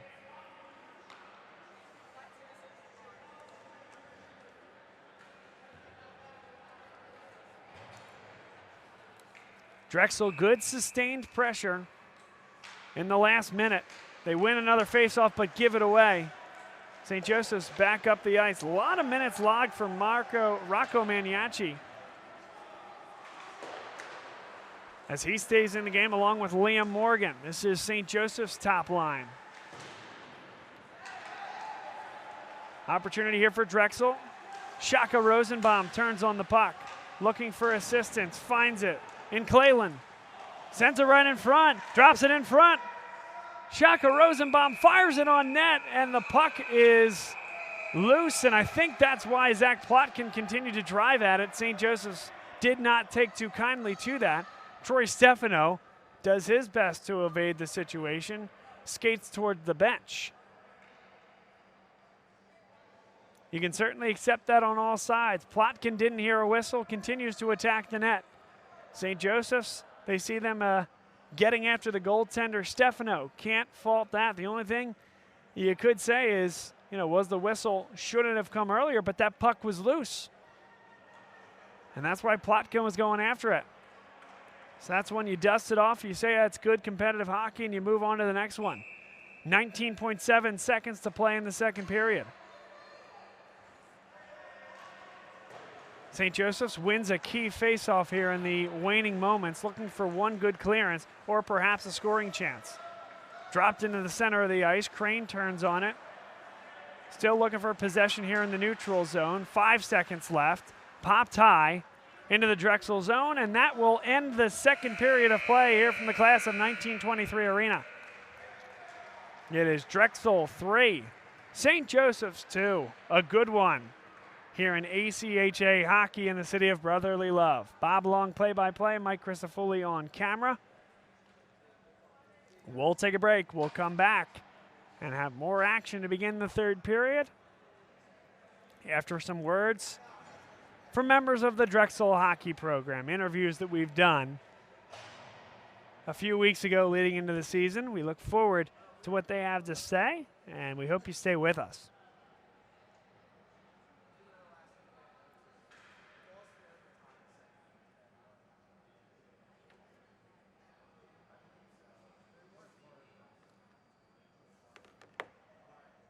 Here with us at Intermission on the Drexel Hockey Network of the D2 team. Tim, very much looking forward to your year this year and that of the D2 team. I had the opportunity to broadcast a few games last year. Obviously, we're doing a lot more this year. Man, you guys fly around, I tell you, and it's. I'm excited to see what's going on with this new conference. You guys are challenging yourselves. If you could, walk me through how that process occurred and kind of the expectations for this year. Well, last year was kind of like, it was our inaugural season, so a lot of factors coming into play, trying to figure a lot of things out with a lot of different players, personalities on the team. Playing in the DVCHC, got a few good opponents, a lot of non-conference games that were pretty competitive. Thought we did well, thought we could move up, we could compete with the higher level teams. Played Ryder last year, right after Christmas break.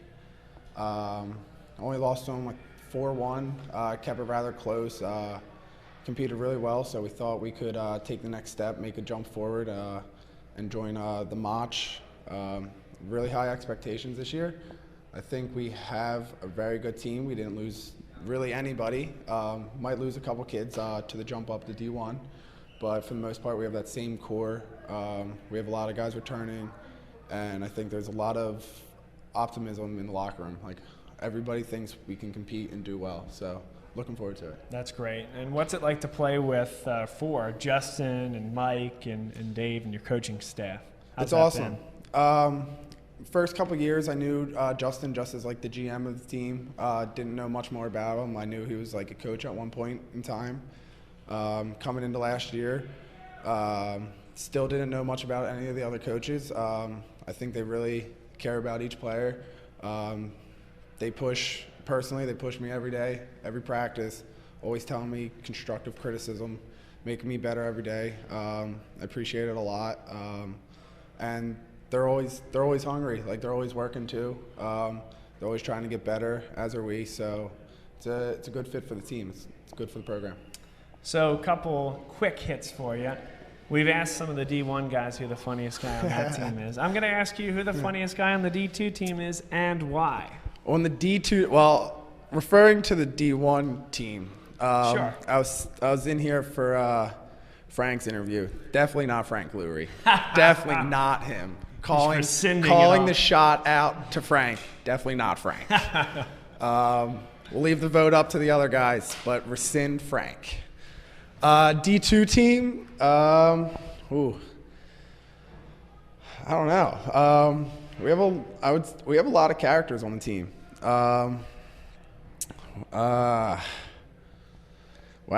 I knew this was probably going to be a question, but it still gets me. Ben Shelley, he's a pretty funny guy. Does a lot of funny things. He does a lot of the pre-game stuff. He's always making noise, always yelling, hooting, and hollering. Same thing with Mazzarelli, but can't let him know that because right. We'll cut this. Don't worry. It won't fly. Give him too much of a personality there. But yeah, I'd say Ben. Ben's a pretty funny guy. He's just a very witty, positive person. Always upbeat, always in a good mood. So yeah, go with Ben. And then road trips. Favorite thing about them? The thing you can live without? Love the road trips. Huge fan. I'm on co-op during hockey season, so I do not have to worry about schoolwork, which is nice. But can live without. This past year was my first time ever, which was pretty exciting. I had my own bed. Can live without sharing the bed. Not for me, but what are you going to do, Favorite thing, love the bus rides. A lot of fun. Just the guys hanging out,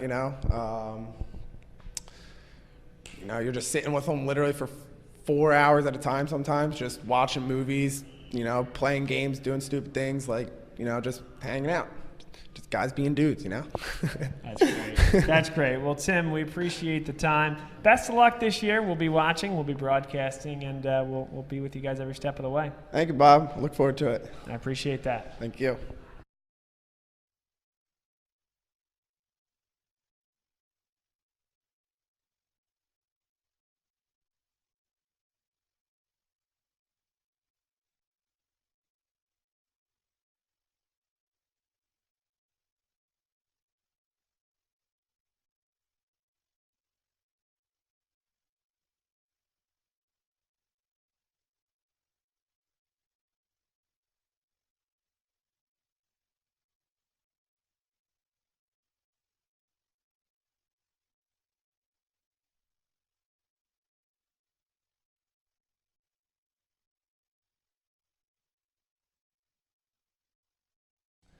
We're here with alternate captain Jamie Crane on the Drexel Hockey Network. Jamie, appreciate you being with us here today.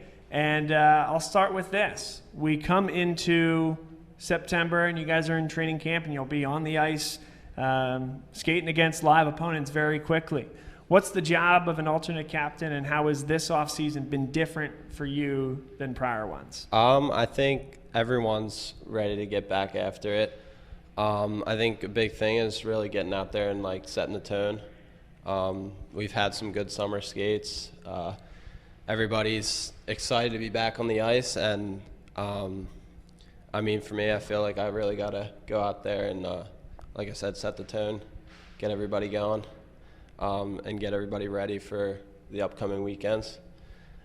This summer is a little bit different. I feel like I have a little bit of different perspective on things coming ahead. Last year I wasn't sure what to expect coming in as a transfer, but I think we had a good year, and I'm definitely ready to get back after it. So you mentioned about setting the tone when it comes to the gameplay and getting into the season. If I could go a little bit deeper on that, what does that mean? How do you set the tone? I'll lay a big hit, maybe. I don't know. Get the physical play up. Set the tone as in the speed of play. Yep. Because come the next few weekends, it's not going to be always be easy. Right. So when people watch Drexel hockey, folks that might be tuning in for the first or second time here this evening, what are they going to see out there? What is your identity as a hockey team? I think Drexel hockey, we do a little bit of everything. We grind it out, and then we also have guys that can make some big plays, and it can be pretty sometimes, and it also can be a little hard-nosed. Coming in as a transfer, what was that process like, and what would you say to somebody that might be considering a program like Drexel to come in and continue their hockey career here? It was interesting because you're coming from a different group of guys that you're used to, playing somewhere else for a couple years and then coming here. It's a different core of guys with there's different personalities, and then the team structure might be a little bit different too. So there's a lot of different little things to adjust to, but it was definitely easy adjusting to Drexel. Everybody, took me in, and I felt like I was a part of the family from the start, really. So that's great. And D1 and D2, I think, is a very interesting subject because it's year 2 of the D2 team, and it's a very deep team, will be this year. And obviously the idea is to feed talent from D2 to D1 over time. What is your role as an alternate captain, or just generally as an ambassador for the program, to obviously correspond with their D1 guys, but also what's your role when it comes to some of the younger guys that might be playing D2 right now? I would just say to talk to them, get to know them and let them know that there's always room for improvement. You never know when you're gonna get the call, so they could be brought up to play with us any weekend, and really is not be satisfied and know that they have room to grow. And Drexel's still our team. We're always getting better, and there's always room for improvement. So I would say the thing would be to reach out to them and make sure that they know that the coaches are always watching. All right, a couple quick hits for you before we get you out of here. Who's the funniest guy on the team and why? I would say Carms. I sit next to him in the locker room last year, and he's always a easygoing, happy guy. I don't know. I've never seen him without a smile on his face. So he's always cracking jokes. And then when it comes to road trips, and you guys have the opportunity to travel all over the country to play this great game, what's the best part of a road trip, and what could you do without? It's easy to say that you can always do without the homework on the road trip. No one wants to think about school when we're on the road. But the best thing about road trips is just being with the guys. The whole weekend, we're just all together in the hotel, from the bus. Road trips are always a fun time. Oh, that's great. Well, you'll have a lot of them this year. Hopefully a lot of success as well. We'll be watching. We'll be broadcasting you guys all year. Congratulations on the alternate captain role this year, and we will be following along. So thank you. Awesome. Thank you.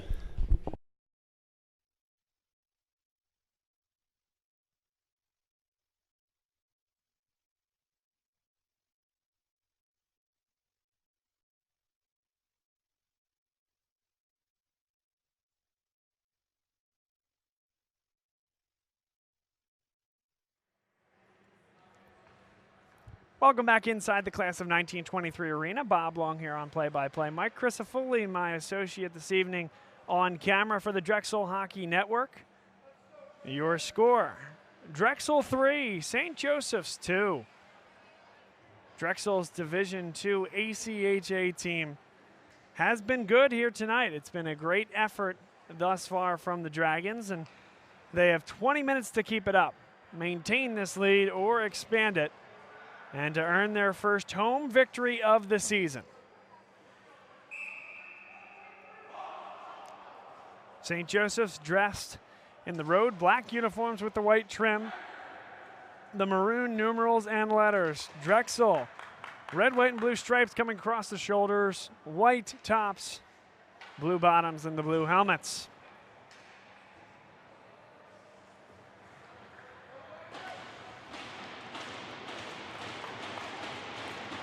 Brett Woshner will take the face-off, and is controlled by Drexel.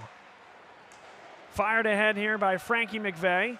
McVeigh alongside Will Ebert on the front line for St. Joseph's. Now Corvelli back behind the net. That's sent across the paint. Nobody there for St. Joe's, is now coming into the zone and taking a big spill is number 8, Chase DeMauro. And now Drexel loses a stick. That's number 11, Scala Rosenbaum. And Scala Rosenbaum has to make his way back into the play. Turning on it now, number 25, Connor Brown pumps it back behind the net. Back there to get it for Drexel, Blake Cleland. Cleland chips it for his teammate Matthew Crane. He has room to carry across the circle into the neutral zone. Nice control there by DeMauro, but then he loses it. A fight for possession won here by St. Joseph's. And flipped back on a backhand. They'll wave off the icing, and Cleland back there to get it.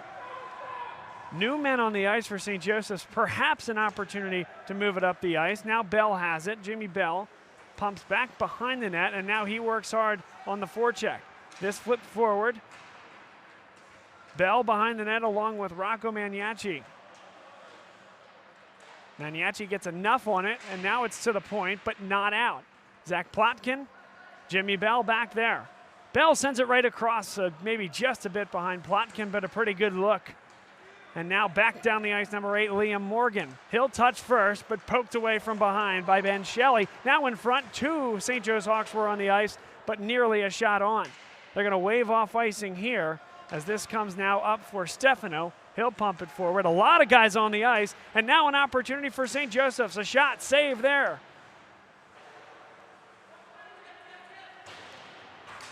Whacked along the boards, knocked down short of a high stick, and now coming into the point. A nice job there to poke it away from number 11, Griffin Pierce. Turning on it now, Josh Finlayson. Finlayson avoids 2 St. Joseph's defenders. And now this one kept in the zone, but only for a short period of time. 2-on-1 for Drexel, abated by an offside, coming at 17:37 to play in the period. Colin Quinn just a half step into the zone as he tried to drag that left skate along the blue line as long as possible. This one just shoveled forward. The idea from Quinn was just to bat it forward, and he did just that. This kept in the zone. Rudloff takes the shot. That one went wide. Pinching and flicking it out of the zone and out of play was number 27, John Carlson, but it was tipped by St. Joseph's. So that faceoff will remain in the offensive zone for the Dragons.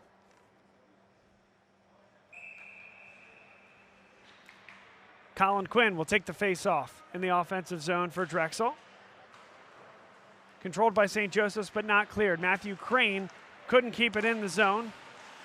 Drexel turns on it, and now an opportunity for Finlayson. 3-on-2. Dropping it back for Finlayson, back behind the net. Quinn is alongside with Finlayson, who will now just dump it back behind Mark Laurie in there on the forecheck. St. Joseph's unable to clear once again. Laurie back behind the net, along with multiple St. Joe's Hawks. Turning with it now, Frankie McVeigh, and back behind the play we get a whistle.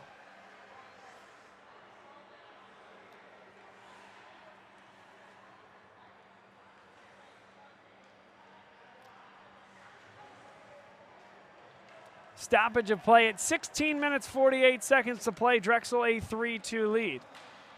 Full changes on both sides. Pretty even from a shot total perspective. Drexel 21, St. Joseph's, I should say Drexel 24, St. Joseph's 21.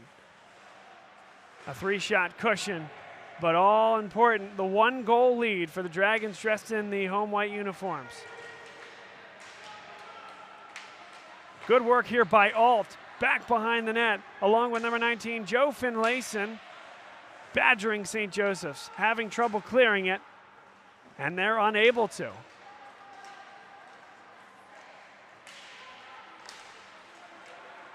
Good play there by number 19, Joe Finlayson, pumping it back behind the net. In there, Corey Freeman. St. Joe's was sleeping, and Freeman got in there, got a first touch, but St. Joseph's able now to clear into the neutral zone. That bounces over the stick of Noah Montag. They take the shot, and they score. How about that move from Pat Hoffman? Just a simple puck bouncing over the stick of the defenseman, and Pat Hoffman beats everybody down the ice, shifts it from his backhand to his forehand, and slots it glove side. Past Logan Kramsky, it's 3-3.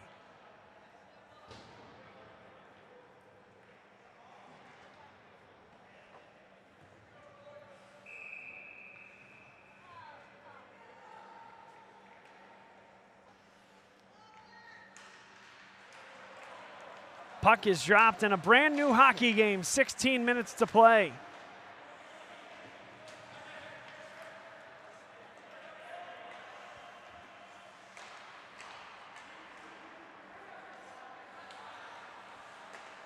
Drexel tries to bat it ahead in the neutral zone, controlled by St. Joseph's. A long pass eludes the stick of number 24, Michael Sasso. And covered up in net by Kramsky with 15:35 to play.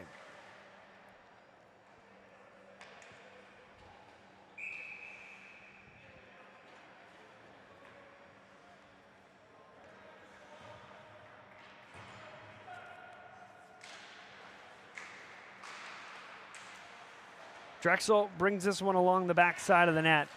Played forward, but corralled there by number 5, Rocco Magnacci for St. Joseph's. Turning and firing Will Egbert back behind the Drexel net.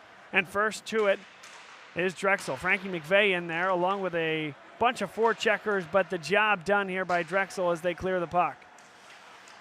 Crane shovels it forward. Now one more to pump it back behind the net. Misplay, wind and fire. That one goes wide off the stick of Blake Cleland. Drexel fires it back behind the net. In there, Scala Rosenbaum. Scala Rosenbaum pumps it back behind for Plotkin. Plotkin comes to the near side circle, right in front. The shot goes wide. Scala Rosenbaum there first. His stick lifted, able to maintain possession for now. And back behind the net, Tim Mikulak has it. Mikulak sends it in front. Plotkin there, and the save made. Troy Stefano with that pad on that near side post, and now some extracurriculars back behind the net.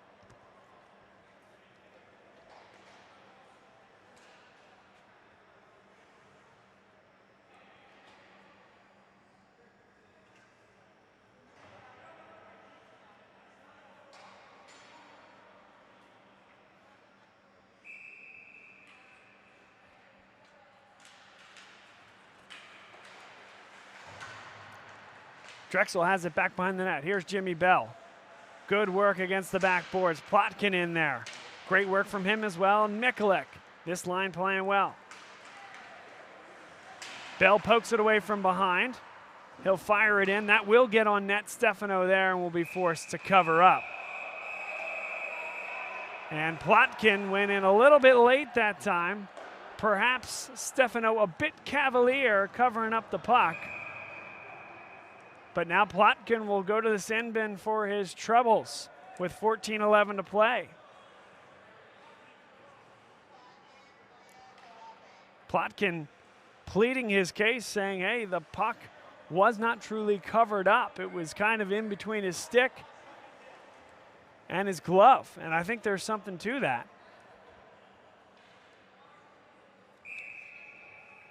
Playing until the whistle, but perhaps just a bit more than necessary. And so now a 2-minute power play for St. Joseph's. An initial shot, Kramsky in there on the stop. No traffic in front. Kramsky able to line that one up right off the blade of the stick.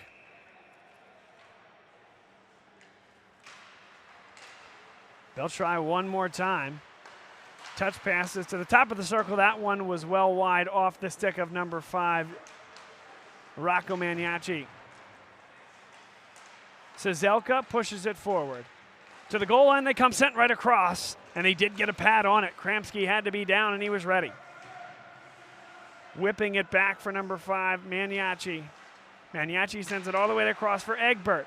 Egbert, Cizelka. Cizelka's shot is blocked in front and sent all the way down by Drexel, number 13, Corey Freeman.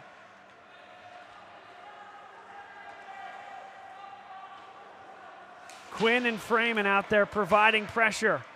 Here's Quinn coming right on, can't get the shot off, but tremendous work from Freeman and from Quinn, making life difficult for St. Joseph's and reducing their time that they need to defend on this penalty kill. Again fired all the way down. 50 seconds left on the man advantage for St. Joseph's. Under 13 minutes to play. Deadlocked at 3. And game number 2 from home this year for Drexel D2. A big save there with the blocker from Logan Kramsky. Plenty of time to turn, but they can't fire it out of the zone. St. Joseph's, a great job to get a stick on it. 23 seconds left as this one comes up to the point. Dropped across to the opposite circle. Griffin Pierce wants it, not going to get it though for St. Joseph's. 11 seconds left. Again, Pierce asking for the puck. Now he gets it at the slot, gives it right back, top of the circle. Shot, save once again. Kramsky with the glove. 3 seconds left on the power play, and Drexel nearly there defensively.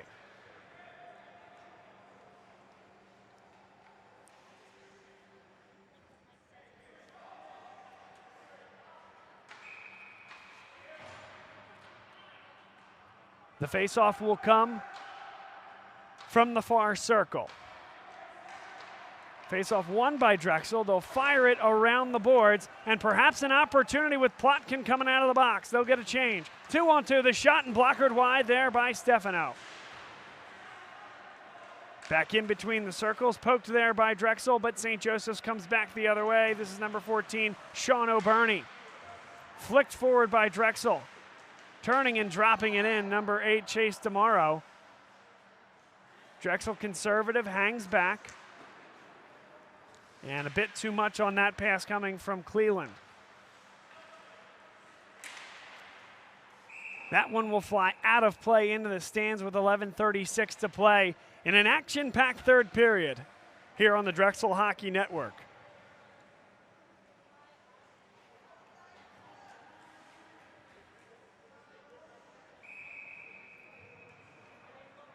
The faceoff will come at center ice.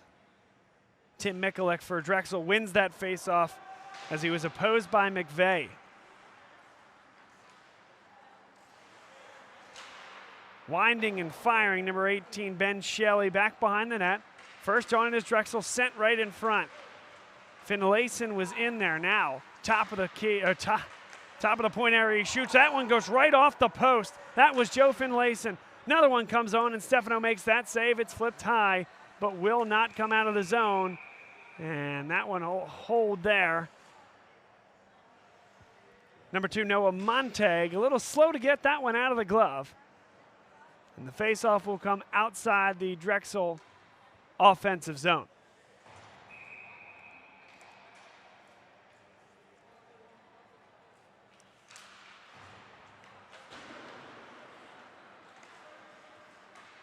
Flicked in, and this one will come on Stefano. A high stick. Play blown dead.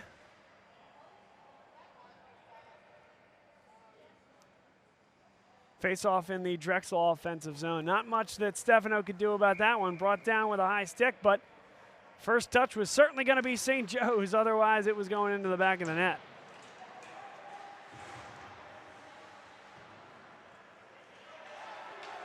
Now it's a foot race for it. Here's the speed of Liam Morgan, but first to it, Ben Shelley. Great wheels from the defenseman. Now turning on it, Noah Montag. Montag has some trouble in the corner. In there, Cade Macbeth for St. Joseph's. St. Joseph's gets a shot on, saved there by Kramsky. Drexel comes up with the puck. Will spin it up the ice. 2-on-2. Quinn takes the shot, he scores! Colin Quinn. The pass from Mark Laurie didn't have a lot on it, but it didn't matter. Quinn, hard on the ice, puts it through the 5-hole of Stefano, and Drexel leads 4-3.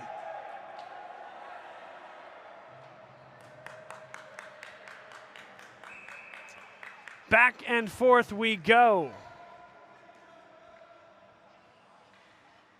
Neither team has had more than a goal lead here tonight, and this lead change no different, of course. Drexel with a 4-3 lead over St. Joseph's.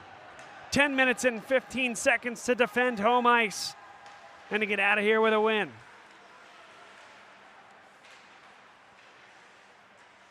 Drexel looking to add more, dumping it back behind the zone. Turning on it is DeMauro. Plays it back for Scala Rosenbaum. Big hit there along the boards. Kicked forward, but it does not stay in the zone. Flipped high with Drexel needing to touch up. Derek Cizelka with a long pass up the ice. That doesn't hit anybody, and it will be icing as a result. That was an ambitious pass at best, and St. Joseph's pays the price. 9:39 to play here in the third period, and an offensive zone face-off coming for Drexel.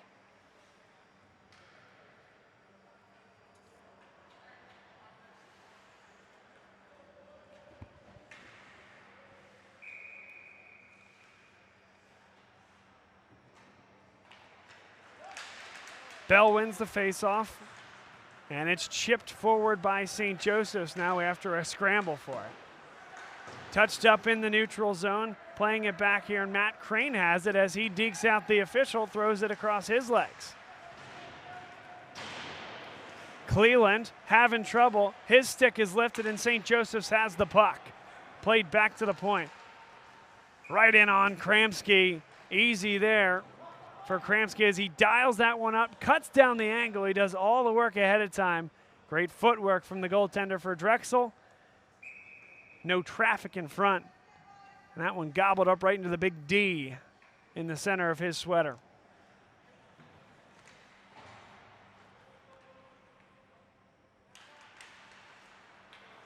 Face-off controlled again by Drexel. This time it's Brett Woshner winning it.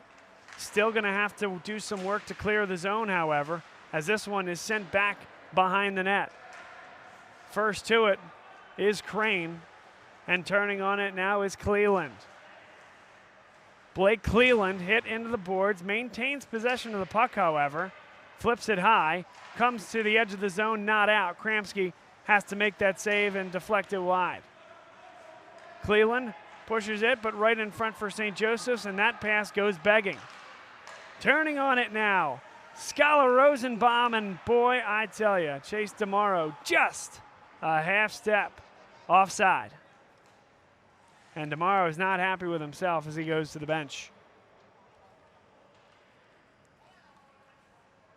But the more touches those two guys get, DeMauro and Scala Rosenbaum, the more successful this team will be. They are an effective and a talented pair, liable to create a scoring chance on just about any time they touch the puck. That's going to be a fun duo to watch over the course of the year. Laurie gives it away right in front of the net. It comes. Big save there by Logan Kramsky. Might have come off the stick of his own defender, Noah Montag, but sprawls out and makes a save. That puck did come off the ice as he was laying down, had to get his shoulder up, the glove up, and keep that one out of the back of the net.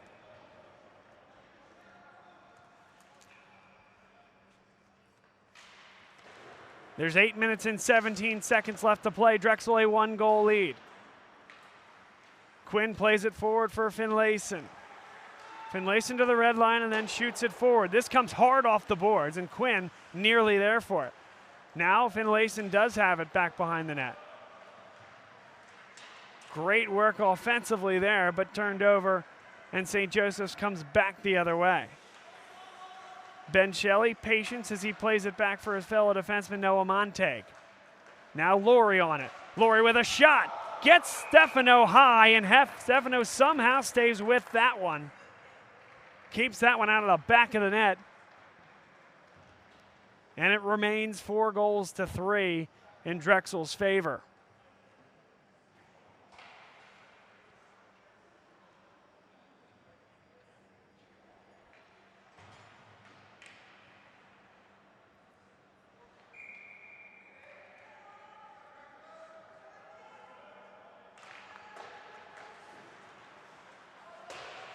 This one whipped along the far side boards. Drexel working very hard. Jimmy Bell in there along with number 12, Tim Mikulik. Bell and Mikulik keep working. It's back to the point, kept in the zone. Mikulik there. And again, retained at the point, a long shot into the catching glove of Troy Stefano. John Carlson let that one go. And with 7:21 to play, Drexel maintaining the energy and the offensive push with this 1-goal cushion.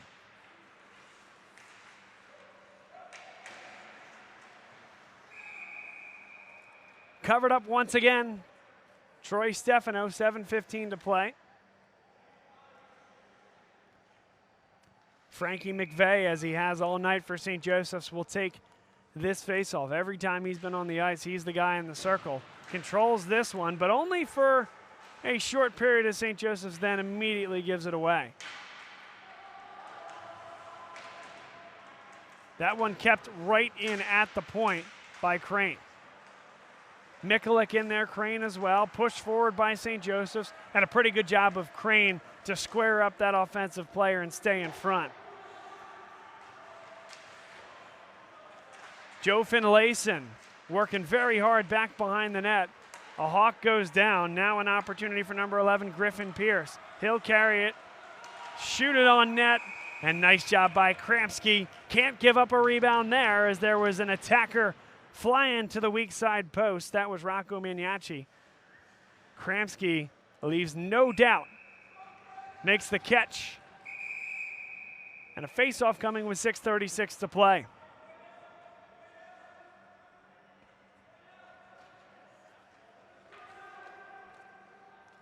Brett Woshner kicked out of the circle.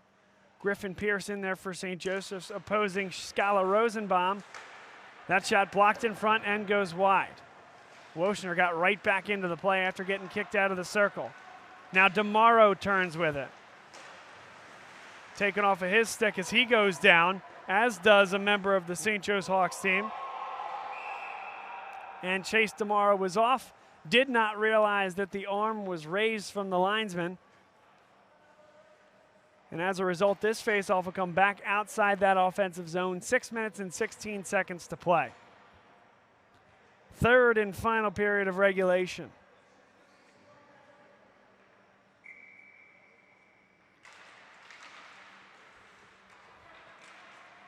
Bandied about for. Drexel had the puck for just a second. Still looking for possession, and now St. Joseph's comes up with it. Griffin Pierce has had a good run the last few minutes, takes a shot, and it's saved by Kramsky. Kramsky was in there, it went into his chest. He took a look left and a look right, as if he didn't know exactly where that puck was, but able to come up with it. And a big save with 6 minutes to play.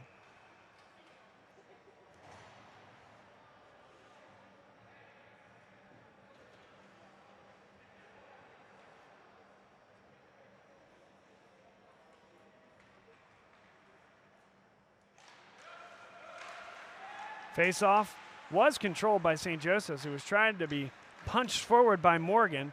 But now up the ice for number 10, Josh Finlayson. First to it is number 93, Derek Shazella. 3 Dragons in there on the forecheck, but instead it's Pat Hoffman. It's 2-on-1. Hoffman shoots, First save, second save. What an unbelievable glove there by Kramsky on the second effort. Keeps that one out of the net and retains Drexel's lead.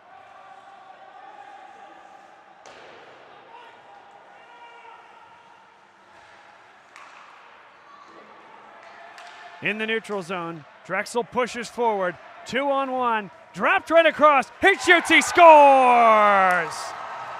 Jimmy Bell fires it glove side in the upper 90.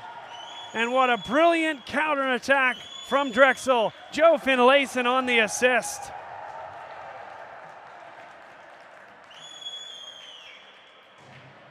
Drexel leads 5-3. It's the first 2-goal cushion from either side on the evening and couldn't have come at a bigger time. 5 minutes, 9 seconds to play in this third period. Just a brilliant counter rush. Joe Finlayson to the puck first. Jimmy Bell just attacking the weak side. Finlayson to Bell, and the rest is history. One more time now from Finlayson. Got that one on net, as did Tim Mikulik. Mikulik back behind the net. Joe Finlayson will get to this puck first. He'll spin it, and now St. Joseph's comes back the other way. Played forward, in between the circles. Turning on it now, Crane, and he's going to fire it into the neutral zone. That one hopped over the stick of Connor Brown. Opportunity here for Drexel. Boy, they had Quinn. Now one more rush here. Dropping back behind the net. Cleland takes the shot. That one's blocked in front. Fired off the boards. This should come up short of icing, and now it's waved off. Matt Crane takes it back behind his net. A good, strong turn from the defenseman Crane. A one-touch pass just eludes Chase Demaro. St. Joseph's Prep shoots that one just high. That one went above the crossbar. Demaro flips it high into the neutral zone. Scalo Rosenbaum nearly there, but St. Joseph's has possession.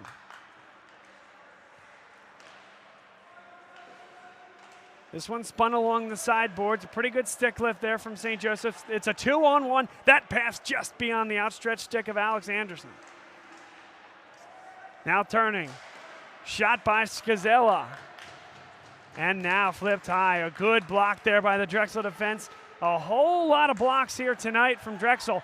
They're going to have to get one more save, but no, a good poke that time from number 8, Chase Demaro.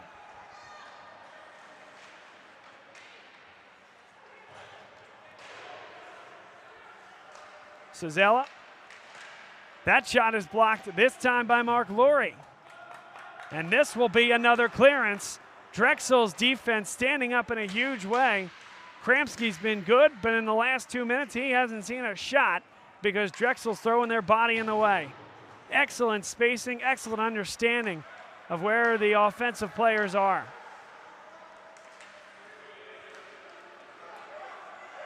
Lurie takes the shot. That one goes off the backboards after it was deflected right off his stick. That one eludes Jake Rudloff's stick as well. Pumped forward. And they're going to wave off icing. It's a foot race here. Corvelli back to it first for St. Joseph. And a nice job by number 10, Josh Finlayson, to get back in there. He'll fire it down the ice. But this will become an icing. Perhaps laboring just a bit down the ice, but I think that's still the proper call on the icing. Brings it back into the St. Joseph's offensive zone. 2 minutes, 12 seconds to play. And of note, Troy Stefano does remain in net for the Hawks. Figure it cannot be long at this point, though. A 2-goal deficit, 2 minutes and 12 seconds to play. And that may be the case coming out of the timeout called here by St. Joseph's.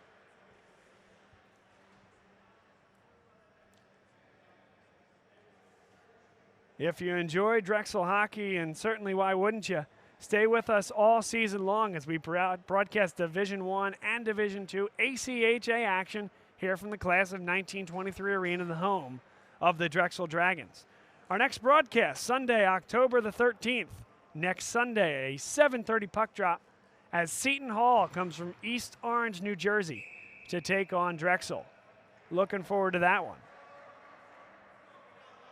And then the following week, the Division I team returns home to a brand new rink here at Class of 23. A new ice surface, new boards, a new roof, new lighting, which has been fantastic for our broadcast here tonight. And they'll welcome NYU. No love lost in that out-of-league rivalry.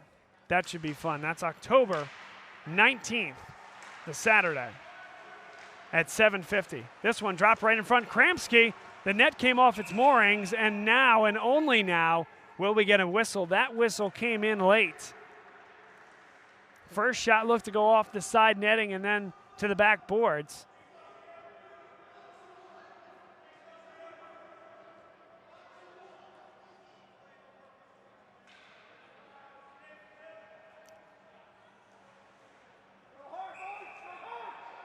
.203 to play.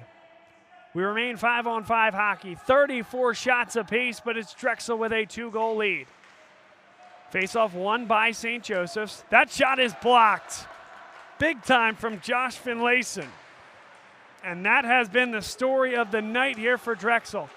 The net is empty for St. Joseph's. 6 skaters on the ice for the Hawks. 1:43 to play. Noah Montag, he's just going to decide to hold it against the backboards for as long as he can.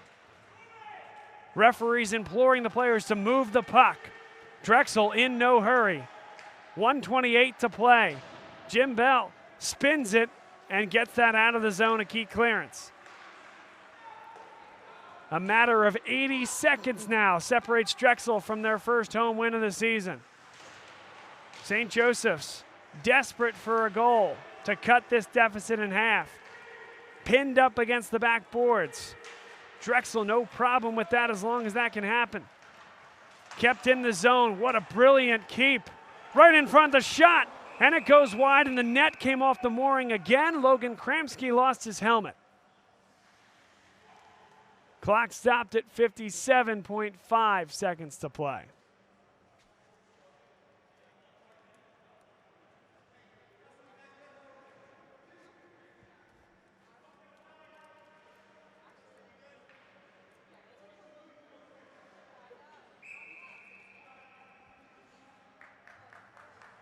This faceoff will come outside the zone.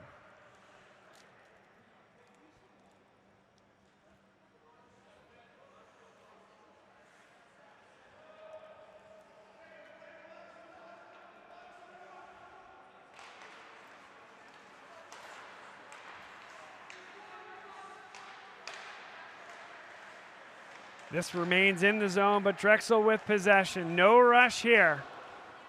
Cleared all the way down and goes just wide. It will be icing, but nearly the capper. Clock continues to run. That should be stopped and probably a few seconds be added back on it.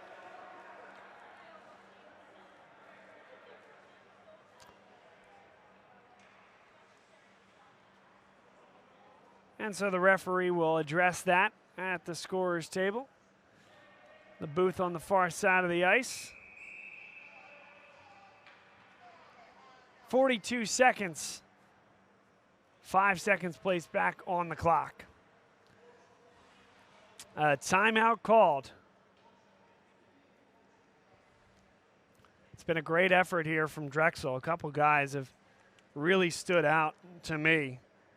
Colin Quinn's effort has been second to none. Certainly Joe Finlayson and Josh Finlayson have been good. Scala Rosenbaum along with Chase DeMauro. That line has a chance to be really good. And then the last goal, Jimmy Bell. A tremendous finish, upper 90 glove side. He's blocked some shots as well. On the defensive side, certainly we've seen John Carlson be a tremendous asset. Blake Cleland has been really good. And then Matthew Crane got these Drexel Dragons on the board here tonight with a big-time wrister from the point, but he has been effective defensively as well. It's been a true team effort at this point. And 42 seconds separate them from, as mentioned, that first home win of the season. Face-off controlled by St. Joseph's. They need a quick shot, and they get it, put right in on net, and Kramsky gobbles it up. Takes it right in the chest. That one through a bit of traffic. Good vision that time by the netminder from Drexel.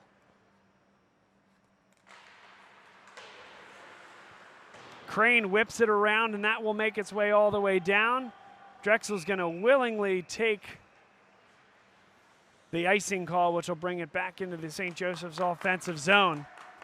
But it's about clearances, clearances, clearances at this point. If there's a way to get out of the zone, whip that puck out of the zone. The 6 skaters remain on the ice for St. Joseph's.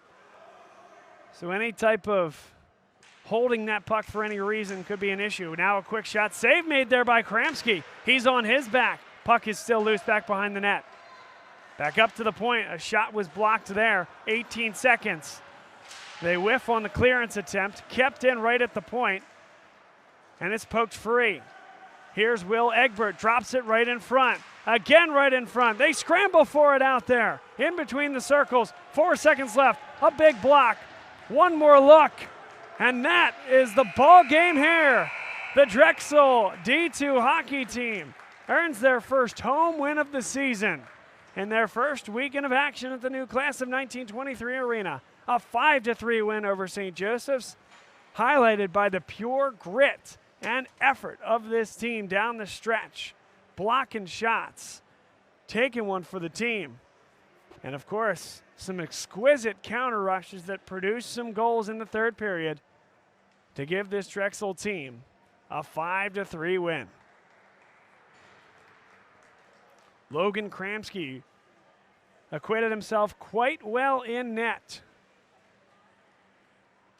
A couple that he had just no shot at, but some big saves that kept Drexel in front at the time and pushed them on to victory. For St. Joseph's, a good effort. Troy Stefano faced a barrage of attacks and some pretty good looks, hung in there, but Drexel just a little bit too much for the netminder from St. Joseph's. Edmund Corvelli acquitted himself quite well. Liam Morgan, a tremendous player. Will Egbert. That's a pretty dangerous line, the top line for St. Joseph's, and they're going to give a lot of teams some trouble this year. But tonight, it was Drexel, led by a whole cavalcade of Dragons. By my count, 1 goal apiece for 5 different guys. Blocks abound, defensive effort from every single member of the team, and Logan Kramsky. Kramsky was tying it down in net and did more than enough to earn Drexel a win this evening. Hang with us. We're going to have some interviews here on the Drexel Hockey Network in just a few minutes. You've been watching Drexel Hockey on DHN. Bob Long, play-by-play. Mike Crisafulli doing a great job on camera. Drexel, a 5-3 winner. We'll be right back.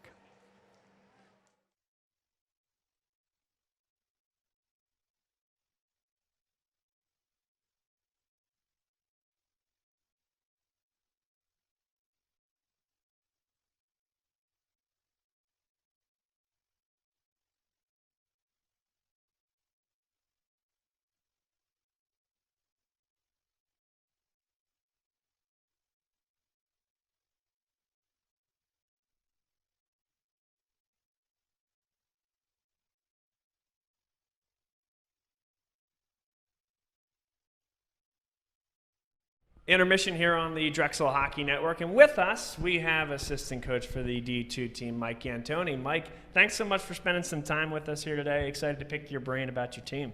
Thanks, Bob. Really appreciate it. We're excited to be on and excited to have you back again this year. It's a pleasure on our side. It's been a great partnership so far, and really excited to broadcast D2 games this year, something we did just once or twice last year, getting a lot more consistent with that. And a big part of that is, one, your guys' commitment to a team like this, and two, you guys are playing some pretty good hockey. I mean, you had a great year last year to the point where you've decided to step up from a league's perspective, joining a more difficult league. And if you could tell us a little bit about that process, how you made the decision, and how you anticipate that going. Yes, definitely, Bob. Last summer, we really didn't anticipate having the amount of talent that we ended up having that came in last year. And so we joined a league that we knew we would be competitive in, and we didn't think we would win the league last year going into the season. Turned out we had a great incoming freshman class. We had 18 first-year guys on the team last year. Some young guys were asked to take on leadership roles and jumped right into the responsibility. Didn't miss a beat, so that helped out. So we went on to win the Delaware Valley Hockey Conference, and then now we're stepping up to a league that's going to have Penn State's club team, Delaware's second team, Maryland, Ryder, Rowan, a lot more competition than the league we were in last year. So it's going to be a challenge for us, but we're ready to accept it. Each year the program just gets better and better. With Kyle's leadership, it just trickles down all the way down to our team as well. It's all one family, and the work ethic and the mentality is contagious between both teams.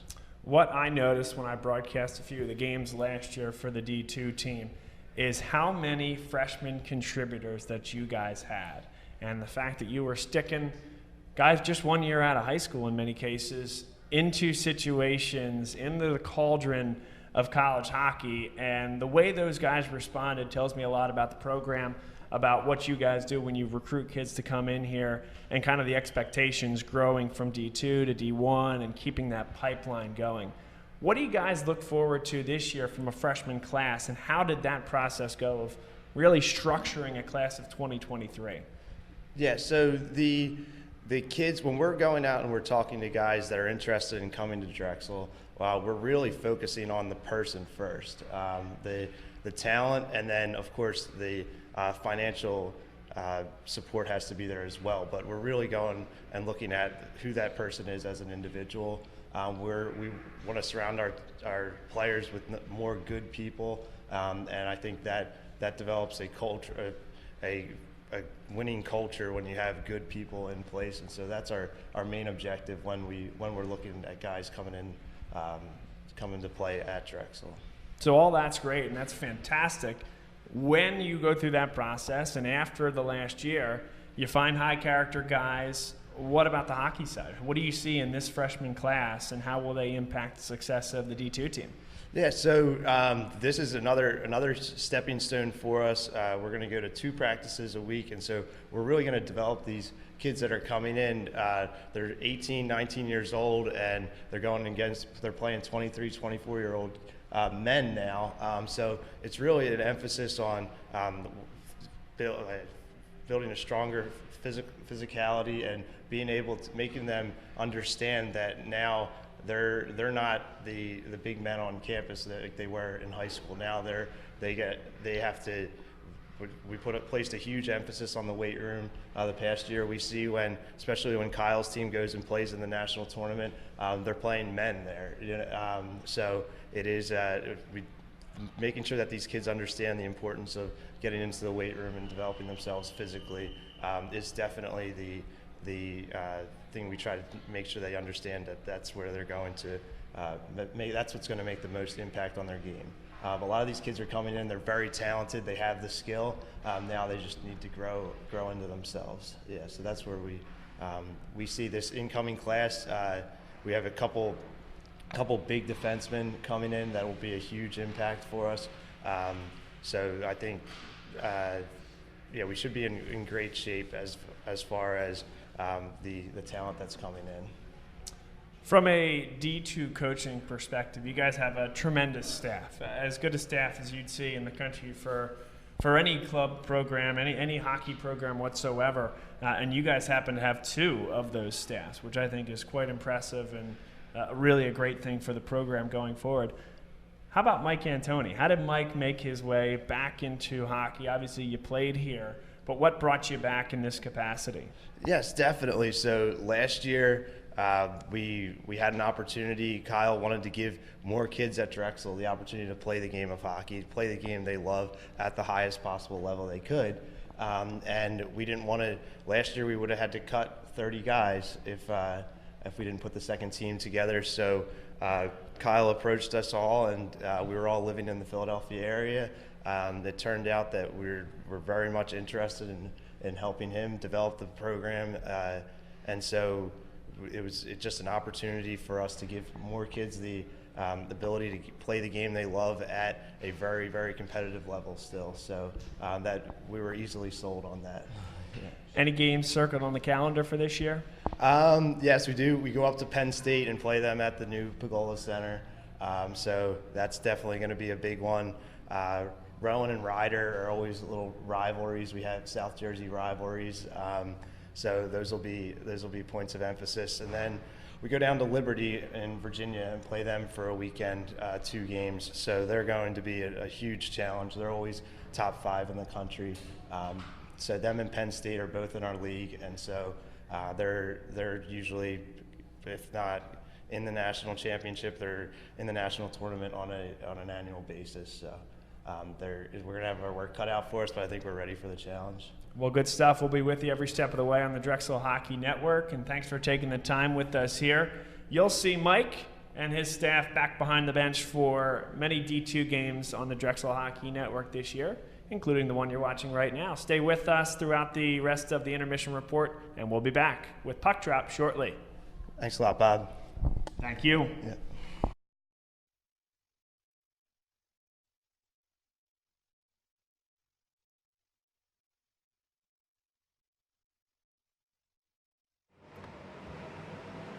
Stand by for interviews with several members of the Drexel hockey team after their 5-3 win against St. Joseph's University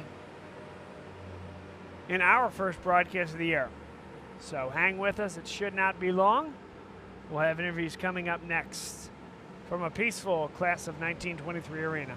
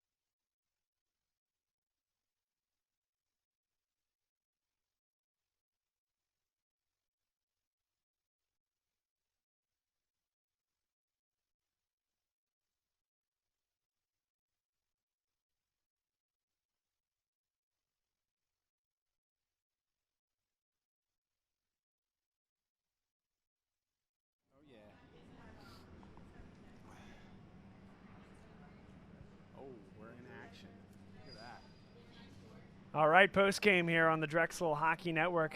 Matt Crane, Tim Mikulek, Logan Kramsky alongside.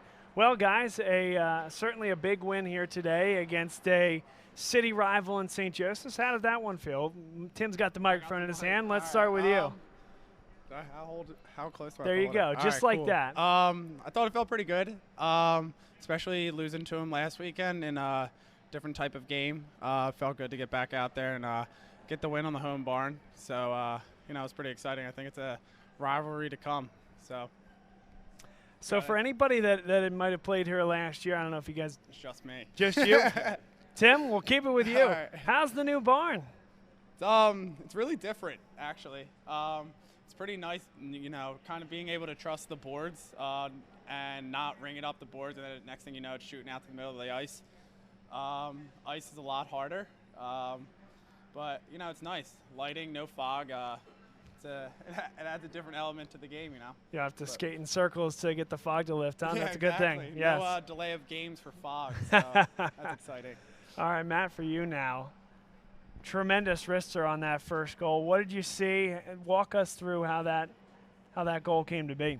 Well, I got the puck at the point, and I saw the defender who was kind of close to the wall, so I walked over and I just looked for a lane in the net and put it through. Luckily, it got through all the guys in front and it went in. I saw that pretty nice white twine. Put it right there. There it is. That's right. Yes. So how about this team, right? You guys are saying two of you guys haven't played on this team before. What's it like with a mix of guys like Tim and a lot of new guys out there having to gel in a short period of time? And with that in mind, how has it gone so far? We've had more games and practices, and that's not usually what you see with any hockey team. So I think it's pretty cool we're able to gel and get our team chemistry up enough to pull a win out, and hopefully we'll just keep getting better and better. Yep, and so we'll go to Logan now. So maybe when the chemistry and you haven't had a ton of practices and there may be a little bit of a breakdown, you're the guy. You're the guy that is the stopper in the back. You had a great night. What was it that was working for you out there? You saw things that looked like pretty well.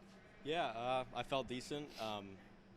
The guys in front of me played well, kept most things to the outside, and I tried to be there when I had to be, and it ended up working out in our favor. So, what are you looking forward to most about this season? Kind of a netminder that I know there's going to be some back and forth. You guys have a deep crop of goaltenders, but what is it you're looking forward to this year and your opportunities to be behind the pipes?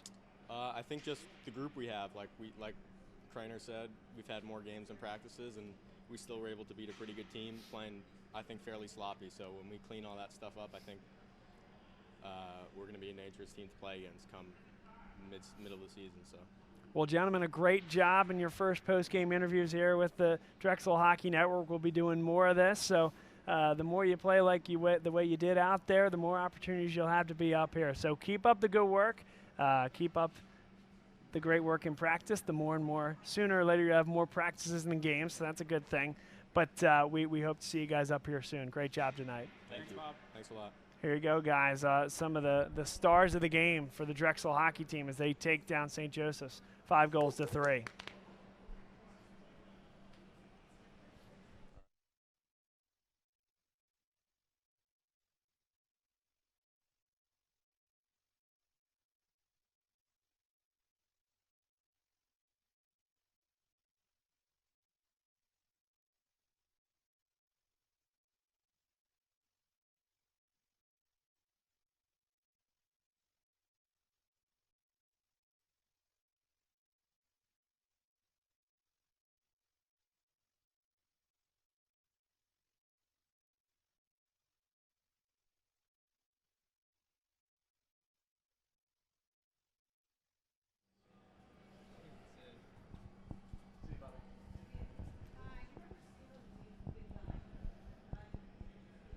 And now head coach Justin Levin with us here on the Drexel Hockey Network. How did that one look from behind the bench? It ended well. I think we're learning how to play. As I think some of the guys said earlier, a little skewed on practice to games, but the third period was a good period for us. I think from a maturity perspective, it was a 3-2 hockey game, and they tied the game. So I think it was a good spot for us to really kind of gel, show our maturity, battle back, a little bit of chaos, a little adversity. And so for us to come out on the 5-3 win, I think it's a big step for us. Outside of all the, some of the turnovers, some of the sloppy play, I think the big point for us is we came out with a win. So we're going to learn how to win these tight games if we're going to be successful. An occasional turnover, certainly some sloppy play. I'll give you that. I see that you have the coach. He's the coach. So that's what you're thinking about. Here's what I saw. A heck of a lot of effort from guys willing to put their bodies on the line. The last 5 minutes of that game, there weren't many that got through to Logan because of all the guys stepping up to block shots. That's got to say something about this young team willing to play together. Yeah, I mean, we tried to keep the game pretty simple. I think as a coaching staff, give a lot of credit to Dave, Gino, and Mike. Those guys have really preached and harped and kept me honest on making sure that our guys are playing a simple hockey game. And making sure that we're playing hard to play against. Our identity is going to have to be a team that is tough to play against. And individually, everybody has to find what makes them hard to play against. Some guys have a lot of speed. Some guys have some size and some strength. So guys have to find what's going to make them hard to play against. And I think the last 5 minutes, as you said, we were hard to play against. And if you play a simple game, if you're disciplined, and you play hard against, then you're going to be a successful team. So I think we saw that in the last 5. You mentioned it, and your players mentioned it. More games than practices at this point. Somehow I see lines out there, Justin, that seem to gel really well. I see Scala, Rosenbaum, and DeMauro. I think they work really well together. Bell and Finlayson work well together. There are more and more. We can go into that. There are guys that already know, it seems like, they know how to play with one another. What do you attribute that to? Well, so we did bring back, I think, almost 16 guys from last year. So there is some continuity there. And at the end of the day, I think we have guys that are hockey players. So it doesn't take much to kind of feel each other's game out. And we had we did mix up some lines to start today. So these sets of lines were new. And I think we saw a lot of good things at it. Like you said, I thought Jimmy Bell had a fantastic game today. Brett Woshner playing with DeMauro and Simon. Yep. Mark Laurie with Josh and Quinn and Colin Quinn. So we did mix some things up. We saw some chemistry. I think those are going to be some pairs and some lines that we see going forward. But at the end of the day, these guys are hockey players, so they adapt to it, and it doesn't take them long to start feeling out guys and kind of their tendencies. Justin Levin, the winning head coach for the Drexel men's hockey team here on the Drexel Hockey Network. First of many appearances, I'm sure, this year, but thanks for being with us, and congrats on the win. Thank you. Pleasure. Thanks for having us. Absolutely. We'll see you soon. All right, take it easy.